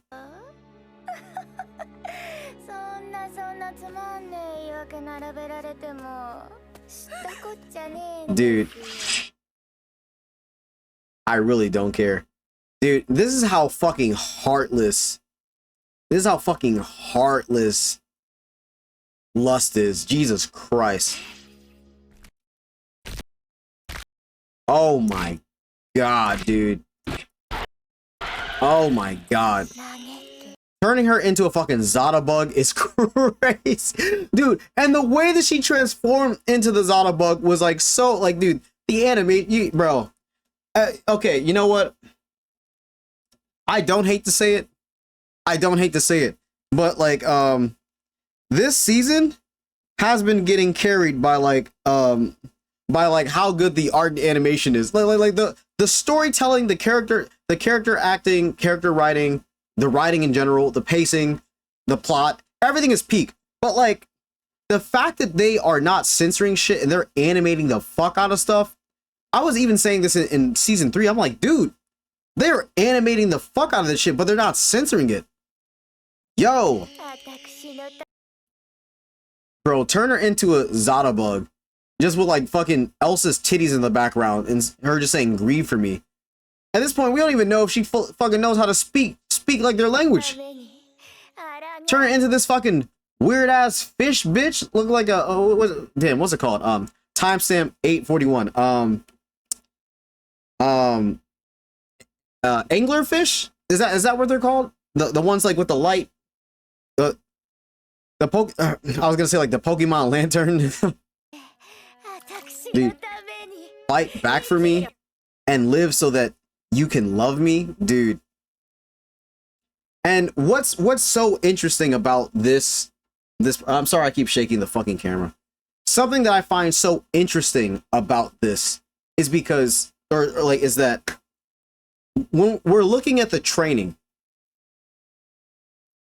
the training that Mother Capella, mommy, is, she's not mommy, but like, what she's putting Melee through.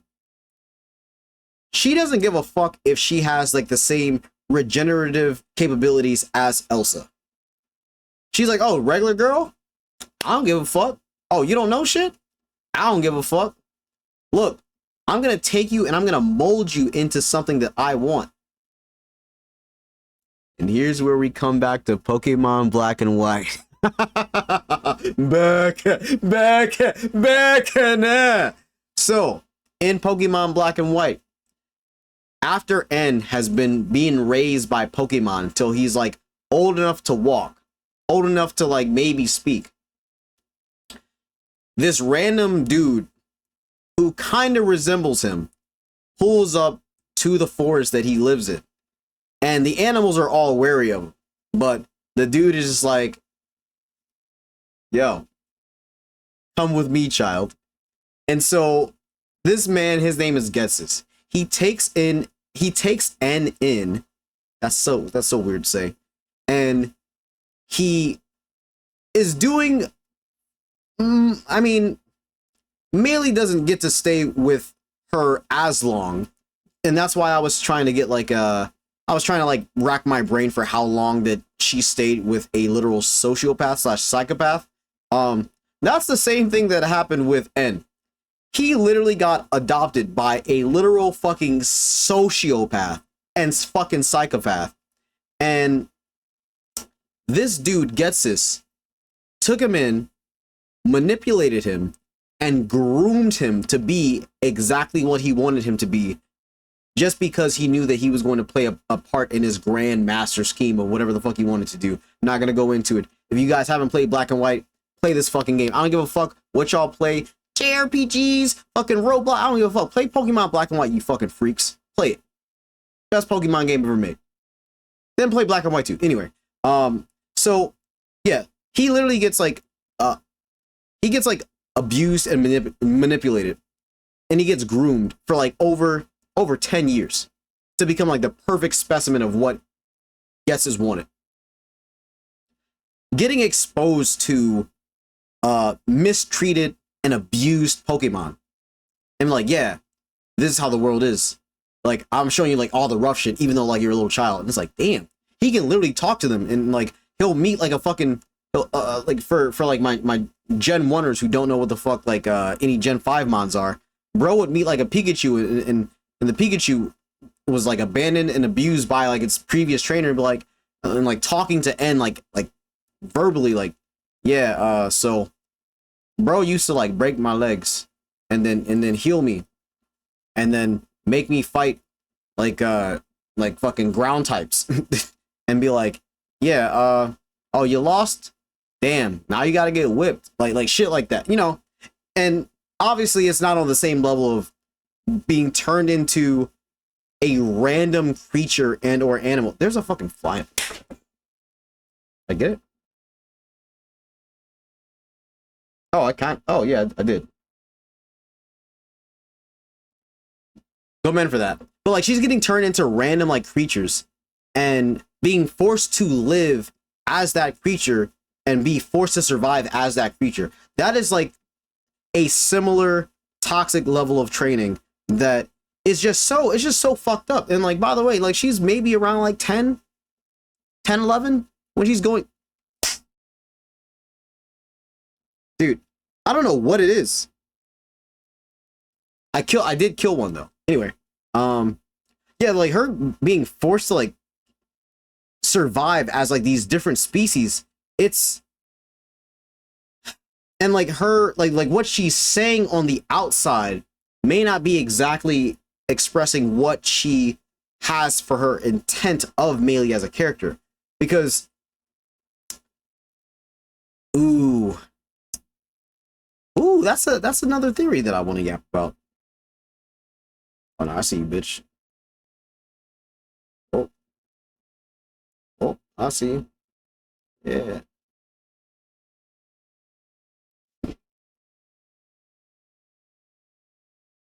Damn it! I gave it too much space to live. Okay. Dude, it's hot. There's like more like flies than normal. And I'm like, yo, how the fuck? Well, oh yeah, it's because I got my fucking AC in the window. They can just fucking sneak in through that shit. But I digress.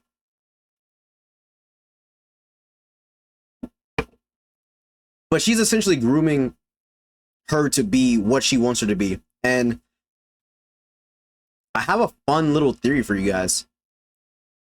So, no. I'll say it. Because, like, I had, like, a bunch of theories that I wanted to yap about, but I can go into more detail in an actual video. So, I'm going to say this, like, right now. Now, the Sin Archbishops are guided by their Gospels. Their Gospels are imperfect versions of the authority and ability of Echidna, who can quite literally recreate anything from the memories of the world because she knows like the past, present, and future. That being said, because she knows the past, present, and future, what if, and so like we can kind of conjecture that because the Sin Archbishops of like the modern time were established well after the deaths of the previous witches, except for Pandora. Pandora made ineffective copies or versions of the Tome of Wisdom, but they were specified for the each individual Sin Archbishop. What my theory is, I think that Pandora's ultimate goal, because this can go one of two ways. It can go one of two ways. I think that Pandora developed the witch cult to get the modern day witches to like the only people, the only existences that are strong enough and capable enough of doing her handiwork and leading the world to get to a point where they will eventually put all of the right pieces into play for Subaru, so that at the very end game, Pandora comes in and is like, hey, I set you up for everything that like I wanted to happen, because I'm pretty sure that it wouldn't be a stretch to say Pandora possibly knows about Subaru's return by death. And I think that it's very possible that to get the seal open in Elior Forest, Pandora wants Subaru to get Amelia to succeed in the throne. She wants him to get all of the witch factors, and eventually get the key to the door, or like the seal in Elior Forest, or like, yeah, that's like my theory. I do want to go deeper into it, and like it's one of like the many theory videos that, like I've been thinking about making, but there's just so many. But yeah, so why else would the gospel tell Capella to recruit Melee when, from what we see right now, Melee is being used by Subaru to get over a big hump or hurdle in his progression, to awaken maybe like possible important pieces to him getting to like the proper end goal, or the best end goal for her to then take over and then start fucking shit up. Maybe there are certain pieces of the board that needs to be in play for Subaru or Flugel. So I digress. Damn, rant aside, I'm just gonna like skip. Yeah, she's a fucking sick freak. If you say you lost everything, forget everything, then why don't I teach you? She turned her into like fucking a fucking flurry of frogs, and then she's gonna pet her, then like toss her, like, and then just turn her back. Like, yeah, she's fucking terrifying. That's why she knows that if she goes back to Mother, she's gonna just fucking die. And so I like how the expression that that Melee has at timestamp like 9 minutes and 12 seconds is a little bit more serious, a little bit more grounded, but still like very impressionable. Another fun thing that I want to add, that I'm not sure what the significance of this is, But let me know, like, anime onlys and my novel readers, what do you guys think about this notion? Why the fuck does every major female character, every female character has at least one type of flower shaped like ornament in their hair?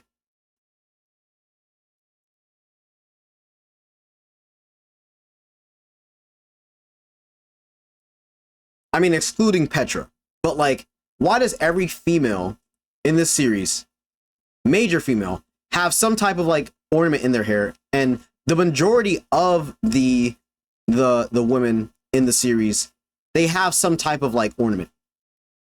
Meili has like a flower shaped pendant in her hair. Amelia has like a flower shaped pendant in her hair. Elsa has like a flower, like a rose in her hair. Petra has a bow. Bayako wears like a cute little hat, but like her hair isn't. Oh no, okay, wait. I'm looking back at it. The apple salesman was not Kodaman. It was not Kodaman. My bad. No disrespect on Kodaman's name. This could have been like a. Oh well, yeah. Like, I mean, I guess like they could be in like Gusteko. Nah, because like Gusteko is cold. But yeah, like and then they get the because like this is like the first time like I'm able to like sit and like slow things down and watch it like without it being fast paced. Because I'm not saying that like this episode was fast paced. It had really fucking good pacing. Like it was really fucking good. But Elsa getting the appas for her and Meili, and Meili kind of looking at it a little confused, like what the fuck is this?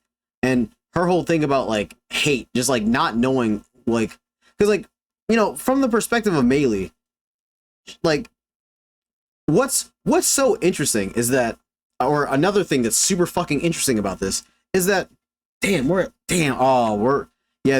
gonna be a long one, boys. This is gonna be a long one. So keep in mind, like from Meili's perspective so far, Meili like was raised in an environment that she was basically dominant. She was like in control. She had no issues. She had no qualms, no worries, because like she was raised by the Forest, but like the Forest loved her. The Forest like taught her and like raised her and brought her up to be like a strong potential leader, even though she's still super fucking young. And then this, like, without even knowing any language, without even knowing like the idea or value of like life, she just knows survival. She doesn't care about like living, because like she's not worried about dying. And she was born in an environment that does not promote the death of her people being the Mobbies. Then Elsa comes and kills like her family, essentially, like slaughters like the Mobbies. But to Elsa and to everyone else, like the Mobbies are like fucking like fodder and or just like the enemies of the world. But this is all Meili knows. So it's like, yo, this bitch like came up on like my territory, my house, my home, kills like half of like damn near all of like my fucking family, like beats me up, takes me somewhere that like I never asked to be. I get fucking mistreated, abused, fucking turned into like grotesque animals, Mobbies, and everything in fucking tween, while being tormented by like this person called Mother. And it's like, you expect me to like you, bitch, but I'm supposed to go out on missions with you? What the fuck? Yeah, so yeah, it makes sense that out of all of the knowledge that she could have gained like from having met Elsa and Capella, one of the first and only things that she would probably consider to think is hate for Elsa, hate for Mother, because like she knows that she's powerless to stop either of them. So it's like, damn, you literally took me in as a fucking slave and started making me like fucking working for you. So I think that her story is like really strong. And then like there's like a pickpocketer or like a thief that comes up, tries to scoop up their shit, and then before bro could even lift his fucking like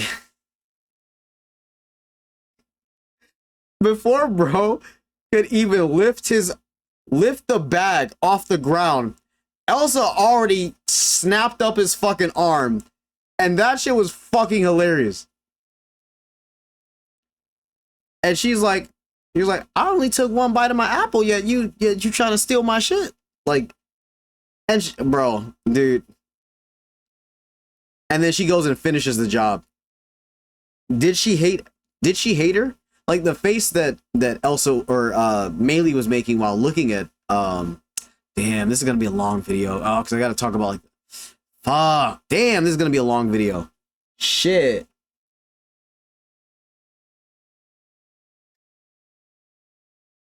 Alright, god damn it.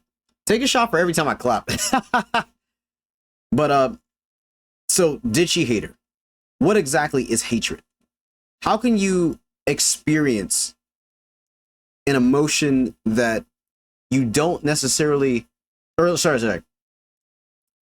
How do you fully understand an emotion that you've never felt and you can't fully explain? If you're able to feel something,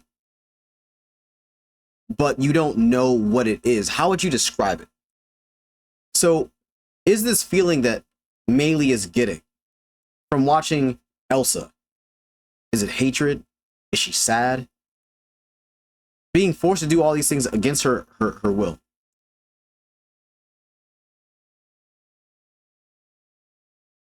And then we get to the loot house.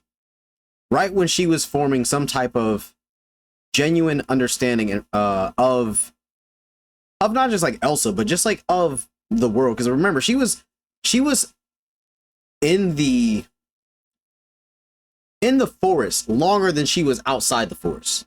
And y'all gotta really let that sink in, because she was in the forest since she was an infant, before she could walk, before she could talk. And the amount of time that she's been out is shorter than how long she was in.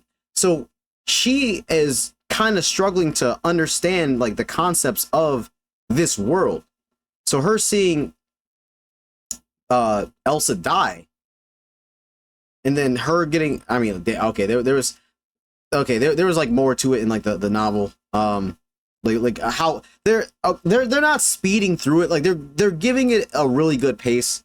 And I'm not gonna go into like all the cut content. Like watch Annie News for that. Like I'll go into cut content sometimes, but this is one of those where I'm just trying to get through it, because we're already at an hour and 47 minutes, and we're like not even halfway into the episode. Jesus fucking Christ. So I'm sorry for not like yapping. I don't want this video to be like dummy long, even though I know like you novel readers like that shit. What exactly is sadness? What? Having always gone with the flow and lived her life imitating others, she didn't know what real emotions were, and how could you? Now that Elsa was gone, who should she imitate? And when like timestamp 1024, does she feel like anger or resentment at the fact that Elsa died and she was the only person that she grew that close to, only person, not mobbies, but the only person that she grew that close to feel comfortable imitating her and then living her life in the way that Elsa seemingly lived hers? If Mother had ordered her to die and called it teaching, she would have. But she doesn't want to die. And then that's when Goat Baru pulls up. My boy in the tracksuit. And so, and here's where we get into like probably like the one of the most probably no. I'd say this is the most diabolical like part. So obviously Meili knows that the Tegeta library is the Book of the Dead. So if she wants to get more answers on how she should live her life, what do you expect her to do in this situation? Look for Elsa's Book of the fucking Dead. This is something that I alluded to in like what was the last episode? Yeah, no, it was the last episode, because yeah, last episode was 9. Like when she like licked her lips and she was kind of like using the Elsa mannerisms, like she was very much enticed by what Subaru said, or well, what Hubaru says. I got to make that distinction in this specific moment. She was enticed by the person that looks like Subaru I'm just gonna let this shit play out. But so she goes up to the Book of the Dead, and this is quite literally after Subaru and Ram had that conversation in episode 7, like waking up for the convenience store into like a wondrous world or whatever. Subaru went up to read some books, and what was interesting, damn, I can't even explain that yet. Damn. Okay.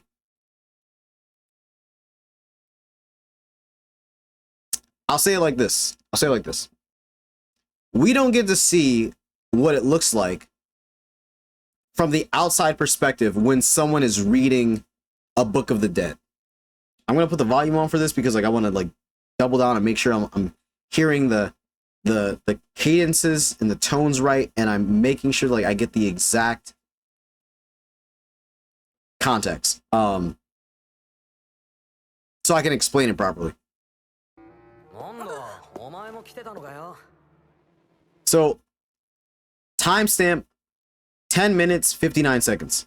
Subaru looks normal, speaking normal. I was looking for a book myself. I wonder whose book. Like, don't be up all night, Meili. So of course Meili didn't want to be seen. She didn't want to be noticed. She didn't want like people to know like what she was up to, even though like in the grand scheme of things, like I feel like if she had learned Elsa's backstory in this moment, based on what we saw from Hubaru, I feel like she could have been on generational demon timing.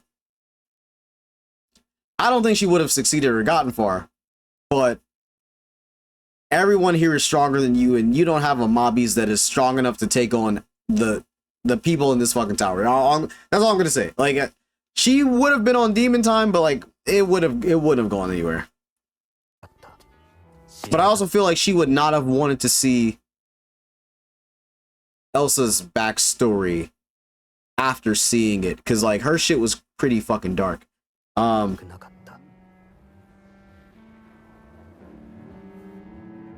Timestamp 11:21.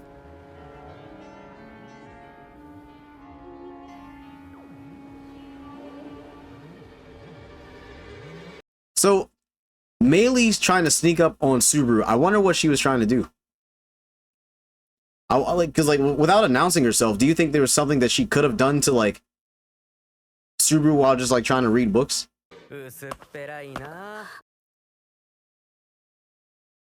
And so, hold on. Let me see something. Hold on, chat.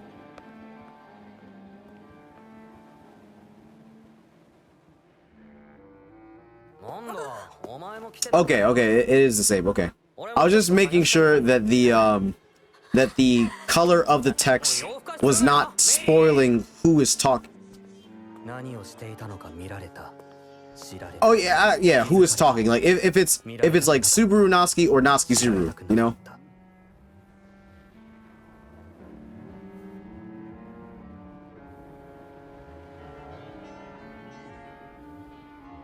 This shit is so good. This shit is so fucking good, chat. Oh my goodness. But okay, so first of all, damn, this timestamp 11:33, bro. The fucking smile that Subaru has, or Hubaru, dude. I love the shot, the shots of like the facial expressions in this in this whole season, bro. It's so goddamn good. Man, oh my goodness.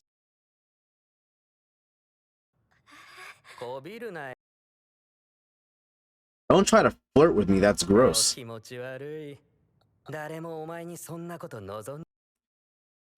Nobody wants that from you. Lose the nonchalant expression, little doll.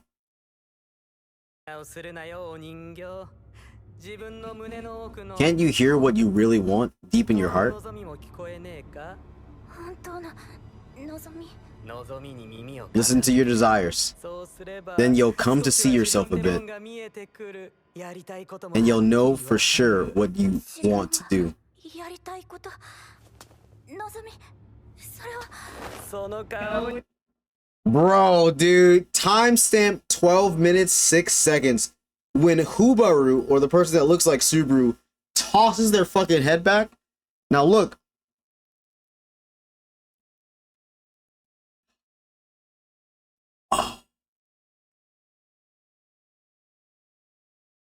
Oh, I forgot.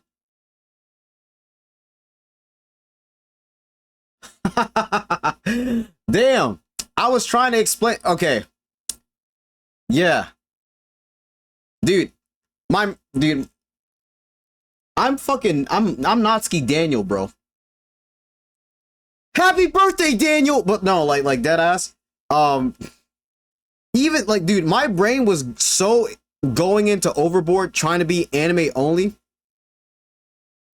I forgot that, like,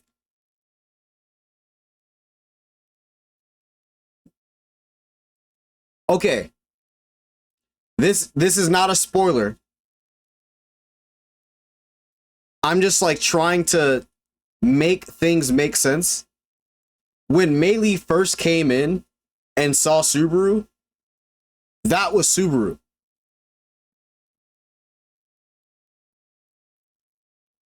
When she came back, I don't think that's Subaru. Yeah, bro. That's all I'm gonna say. I think there's something happened in between her leaving and coming back. And bro got multiple books around him. Like, here, okay, here's another theory. Here's another theory. What if anime onlys, hear me out, hear me out, hear me out. What if this person that we're looking at isn't Gluttony, but a Subaru who has been consumed by the different books of the dead that he's seen? And there's so many books that he read in, because like there's a lot of books around him. Like if we go back to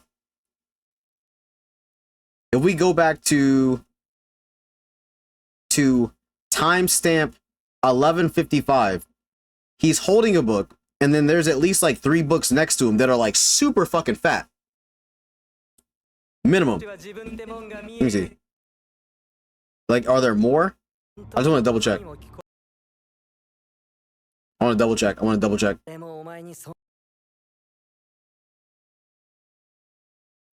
And like, dude, this fucking episode is so fucking good. Nah, this 9-6? 9-7? Nah, this has to be like a nah. This might have to be a 9-8. I'm not gonna lie, dude. I'm not gonna lie. This might be a 9-8 for me. So the face that she makes at that Meili makes at 11:36 is fucking crazy. But what I'm saying is, what if this is a version of Subaru that only lost his memories because his memories of being in Lagunica were overtaken by the multiple books that he has around him? And whose memories are those?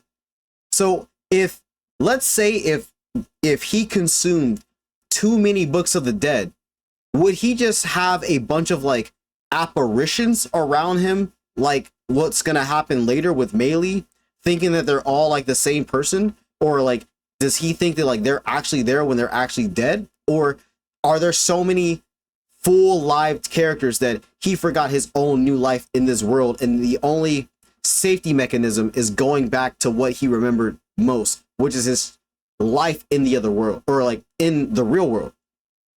Because that's where he spent the most time. He spent 17 years, going on 18 years in the real world, but then he gets sent to this parallel world for a year and some change, and he gets the knowledge of potentially decades of these other characters from these books that he's looking at. Remember, timestamp 1143, where he has like multiple books around him and he's reading one. If he can read it, that means he knows that person. So there's at least four dead people that he knows that he can read their book. Some of the people that are dead that he knows is Beetlejuice, fucking Regulus, Elsa. Bro, fucking Beetlejuice and Regulus have lived for over like 100 years. What if that's what broke him? What if that's what like forced out his memories of this new world, and they got oversaturated, and he he's like, oh wait, I just came out of the convenience store. Because there's no way that Regulus or Beetlejuice or Elsa would know about Return by Death. So why would he know if like their memories got scrambled with his own? But like, you're comparing a year's worth of memories, no matter how traumatic, to hundreds of years collectively. Is it actually gluttony? Or did bro just get cooked by reading too many books? I know I normally only do that for spoilers. Don't get like scared like my like normal viewers. This in this context, this does not mean spoilers. But like what he says is very curious. Can't you hear what you really want? Like, and she's like, what I really want? Listen to your desires. Then you'll come to see yourself a bit, and you'll know for sure what you want to do. What I want to do. And she's probably like around 13 right now, I guess. God damn, that's fucking creepy as shit. 1206. I like that look on your face. Oh my goodness. He's not speaking like himself. So full of flavor. Huh. Flavor. Huh. Flavor. That's flavor? You're so full of flavor. Huh.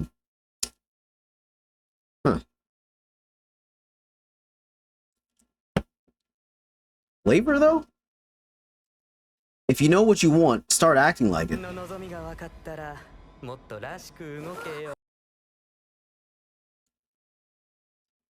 Grabs like her little hair, grabs her by the hair. Your boring worries, your dumb suffering, all of it. The face that he is making right now is downright fucking terrifying. We've never seen Subaru make like a face like this before. I'll remember it for you. Hold on, wait. If you know what you want, start acting like it. Your boring worries, your dumb suffering, all of it. I'll remember it for you. And then he smells her hair? But then somehow that was like relieving to her? Oh, a cup. Oh, like the shot of the mug.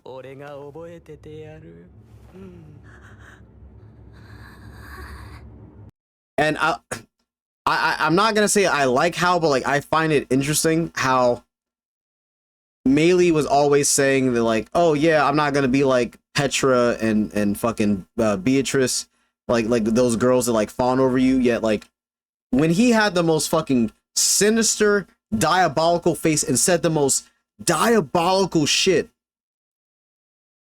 Flavor.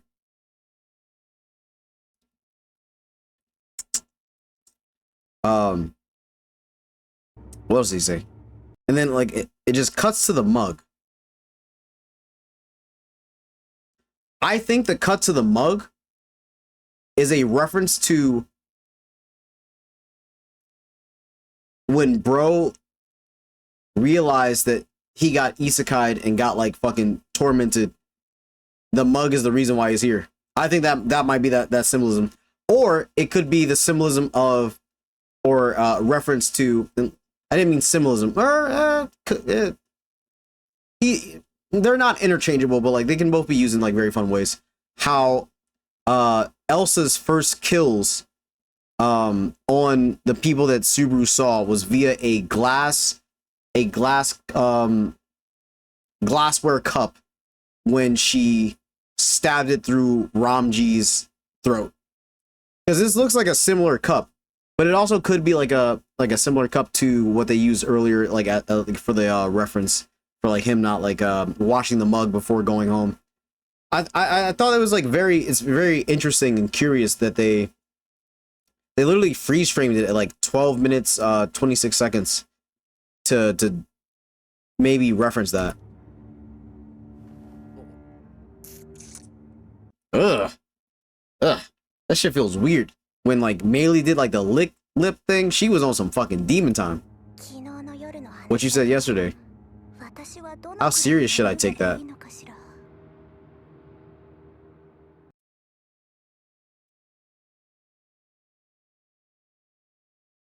Dude, the expressions are fucking retarded.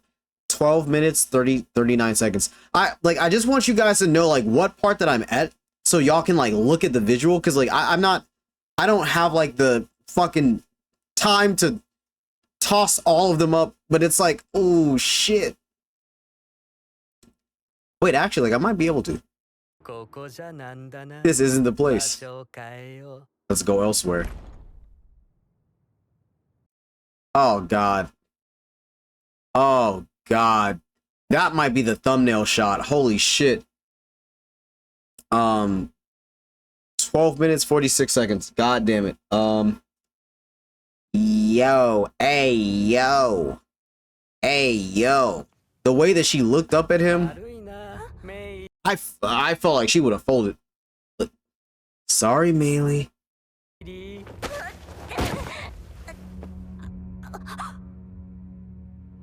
Dude, he looks so sinister and I love it. Okay, hold on. I'm gonna turn like the audio off. Asking that directly is against the rules. Against the rules of what? In the end, what was she able to accomplish? Low-key, nothing. She didn't do shit. But this will make a fun story too. Oh my god. Oh no, that's the shot. Oh my god, that's the shot. 1304. Hey, yo. From the time she was alone in the forest, unable to do anything without any meaning, only to be... Wait, it's the Subaru Natsuki murder case. Wait. Killed. Wait. I gotta see like who's talking again.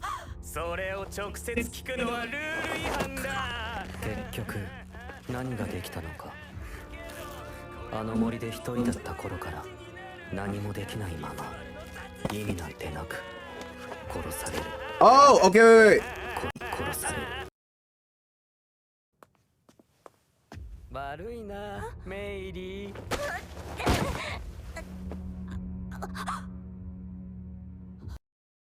God, bro was so menacing in this episode, and I fucking love it.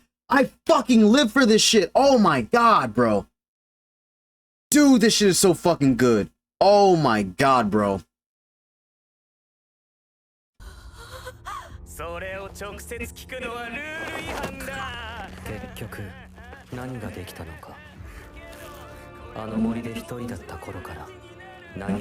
It'll make a fun story too.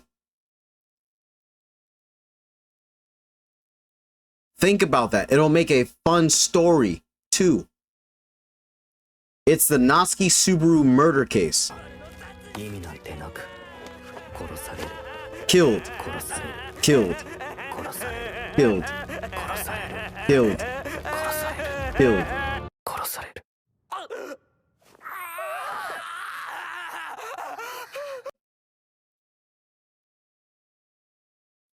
So we're gonna skip past like the bullshit, or none of this episode is bullshit. I just don't want to make this shit longer than it needs to be.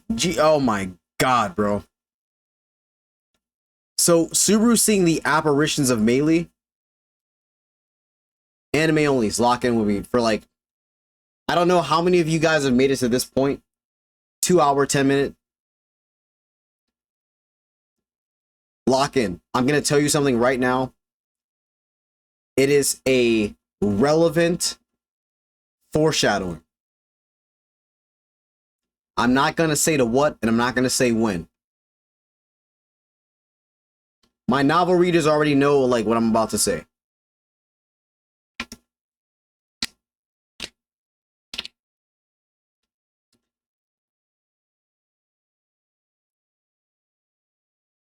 If you read someone's full Book of the Dead, not only will you think that you are them, but they will have an apparition of themselves always next to you. Because you are so locked into their life, because you lived it vicariously through them, but like as them, from their perspective.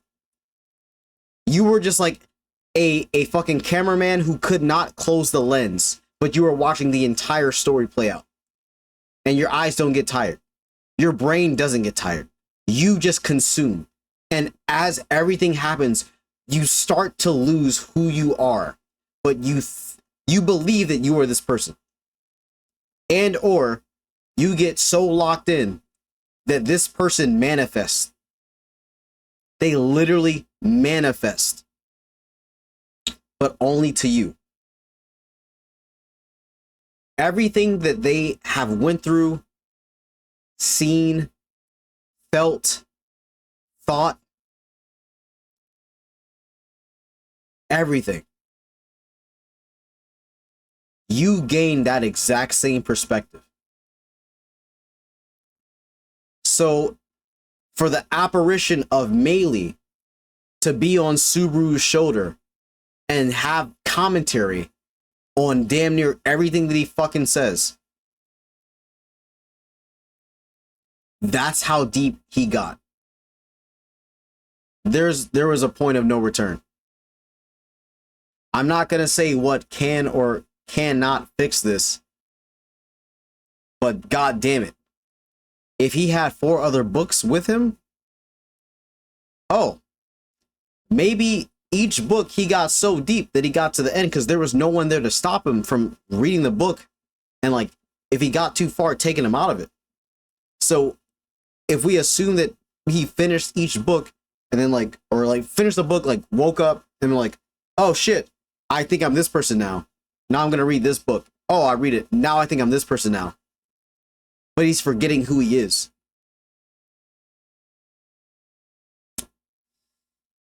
Damn, I can't make this. I can't make this more than like 2:30.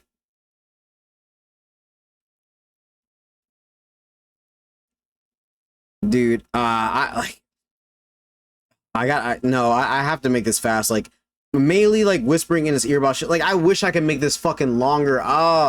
This is the longest ReZero reaction I've fucking ever had, because like there's so much that goes into this, and like I was like kind of like theory crafting a little bit like for you anime onlys, but dude, the shots are fucking crazy, dude. Shaula kind of picking up on what Subaru was putting down with like looking for Meili's body, even though Meili is sitting there like in his head and like kind of like converging with his subconscious, to where it's like, are the thoughts that I'm having Meili's thoughts? Are they my thoughts, or are they Natsuki Subaru's thoughts? But I also don't know who I am, so like who's dictating what I'm going to do? So I'm gonna move forward. They go to the green room. Subaru is getting like enticed by Meili because like all she knows is like death, murder, and kill. And so she's like, yo, you can like something that like happens in the novel that is definitely expressed in this, but like I don't think that it was done to the same degree. Because Subaru was questioning, or like Hubaru was questioning who he is, he's like, I don't know how to figure out who the Natsuki Subaru that everyone is looking for is, because if I black out and I turn into Natsuki Subaru, and like, but everyone like loves Natsuki Subaru and like they care so much about him, who the fuck is Natsuki Subaru, and who are you talking to me? Who am I thinking of? But yet Meili is like, well, here's what I would do based on like, you know, my experience and stuff. Because it's not like Meili knows Subaru's life. It's like Subaru knows Meili's life. But like, because he only knows his life of 18 years or 17 years in the real world, and then like the few loops that he's gotten over the past like few days, or like maybe like day and a half worth of like returning by death after losing his memories, but then let's say bare minimum he fully reads the Book of the Dead of Meili, so like that's like maybe like 13 years worth of like new information. And if that's like the last thing that you got, like 13 years of like fresh information, here's the thing, you don't just like get speed blitz the entire like fucking story in like 2 minutes. They're going through this shit to them in real time, and that's something that the anime can't really fully express, because that's not easy to convey. But in the novel, it is basically like known that when you're reading a Book of the Dead, you are going through their life from their perspective in what is the equivalent of real time. But let's say you're in the Dragon Ball Z hyperbolic time chamber, where on the outside a second can pass. In the time chamber, a day is going by, or something equivalent, right?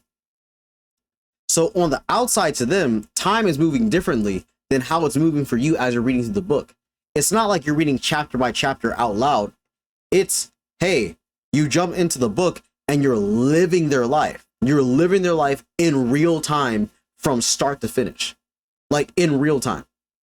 But outside of the book, dude, Subaru could have gotten through like the first like 5 to 8 years of Meili's life, and it's only been like 3 minutes on the outside. I'm not saying like that's the exact comparison, but that's an idea of how to look at it. Subaru is literally going through their entire life, frame by frame by frame, moment to moment.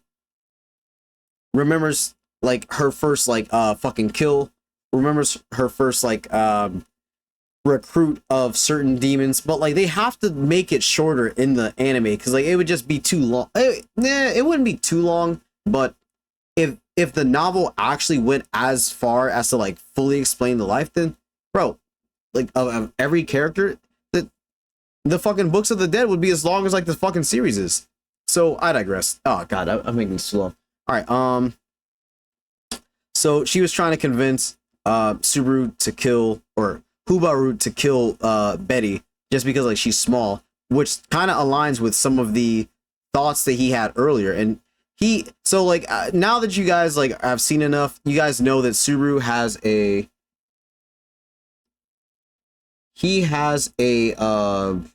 asphyxiation fetish. This was foreshadowed in season 1 or season 2. This was foreshadowed in season 2, episode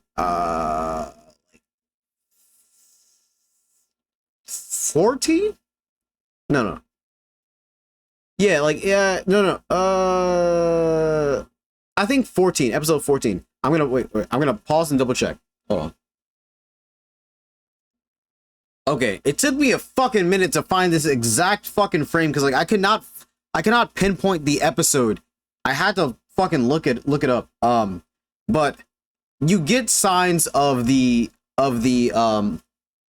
Subaru's asphyxiation fetish in season 2, episode 14, straight bet, timestamp 1940. God fucking damn it.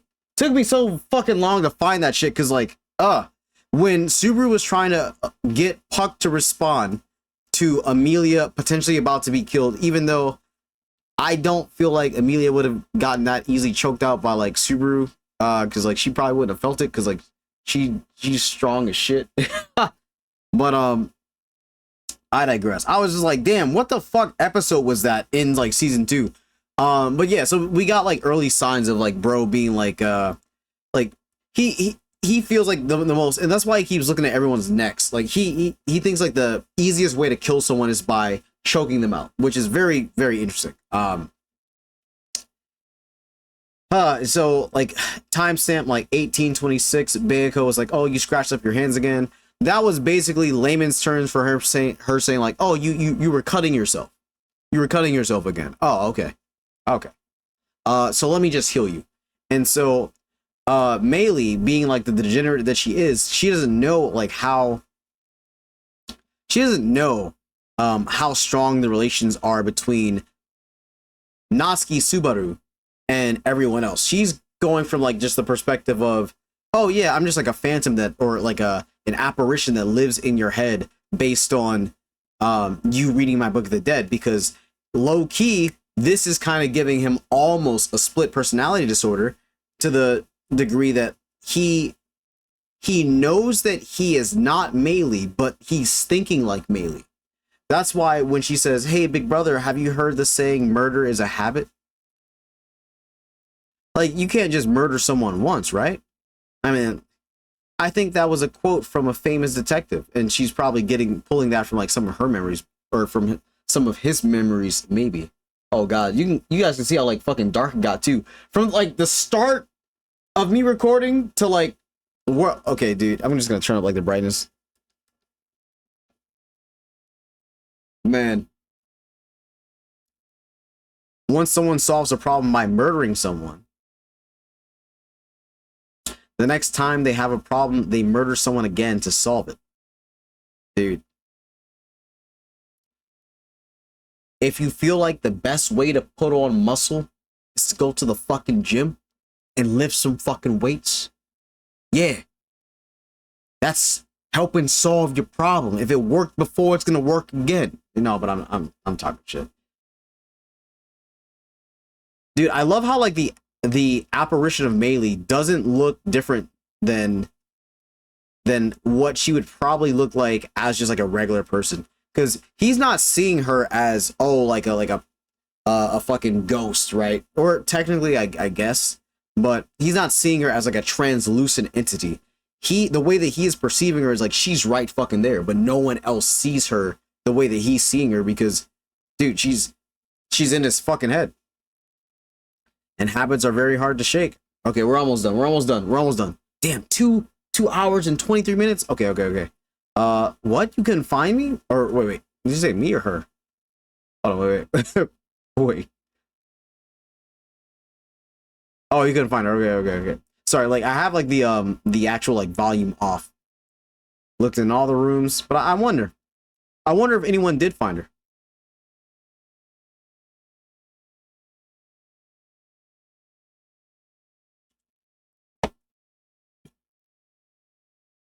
And I think that Anastasia or Foxidna is entirely valid with not trying to look for her after like this first day, because low-key it doesn't really slow them down overall, because she was never really involved with going into the Tegeta library in the first place, and she was not involved with any of the trials. So like, I mean, I'm not trying to be like a dick, but high key she doesn't fucking really provide a lot in the tower.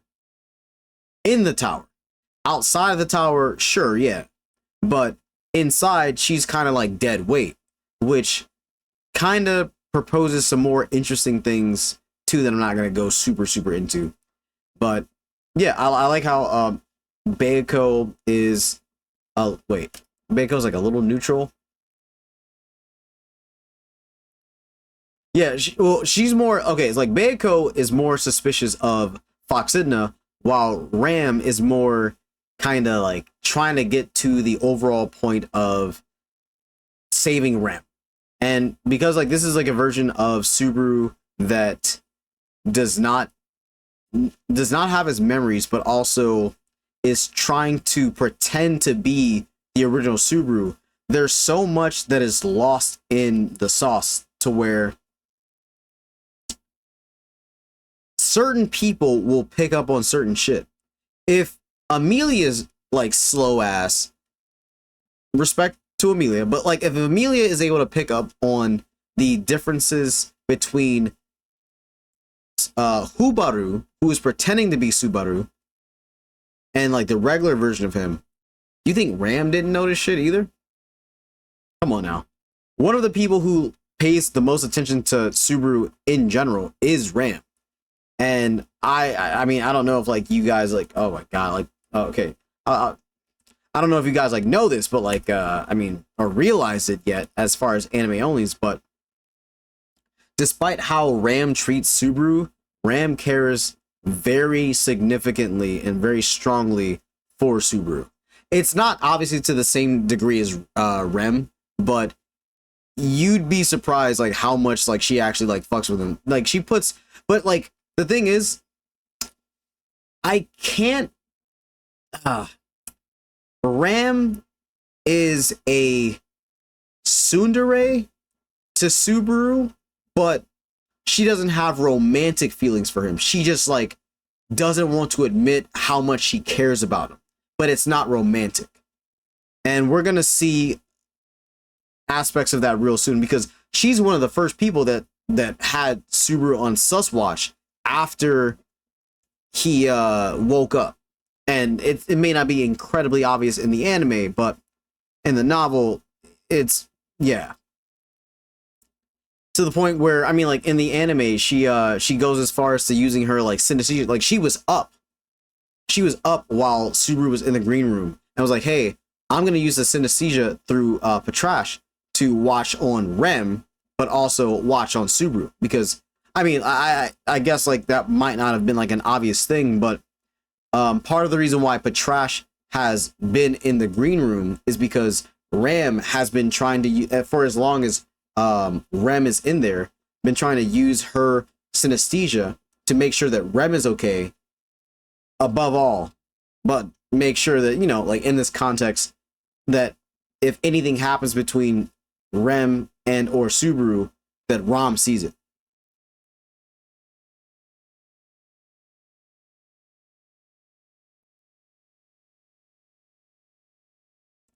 Bro, and the fact that she speaks like she's already there, and then Patrash getting up, dude, yeah. God, I didn't want to say anything initially, but like when he realizes like the body's not there, and then Ram's there, it's like, oh well, like look, what's going on? And then the way that he looks at Ram, and like no, timestamp 2157.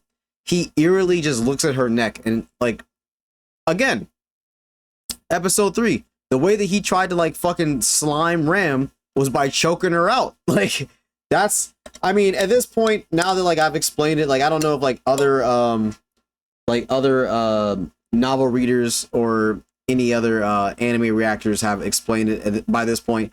By this point, you should understand Subaru's main way of sliming people, if he doesn't know how to slime them, is just by like just asphyxiation.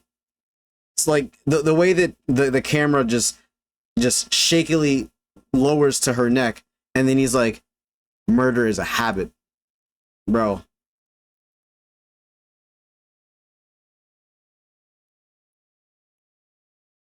And he's like, yo, am I gonna fucking black out? And like, dude, the fucking timestamp 2208, murder. And like, while he's saying this, he has like that red glint in his eyes, and he got like the aura monster. He got the Natsuki Daniel in his eyes. Fucking crazy work. Murder is a habit. And then we get Peak. Yeah. So I have yapped for entirely too long. This video is 2 hours and 30 fucking minutes, and I had to make cuts to make it shorter because I was going on fucking rants. Oh my god, dude. W episode, make sure that you guys like Subscribe and hit the notification bell as well so you can stay updated on when I make videos, content, go live, and all that good crazy shit. All like the early access to the vids are going to be on the Patreon, and the link is in the description below. Be sure to check out the channel Discord because we be yapping about ReZero, having a really good time, like yapping about anime, video games, obviously like ReZero, and just like live shit when we're going to go live. And man, dude, just updates in general about like what's going on. This has been like a really fucking good episode. Like I said, I think this is like a 9.6, 9.8.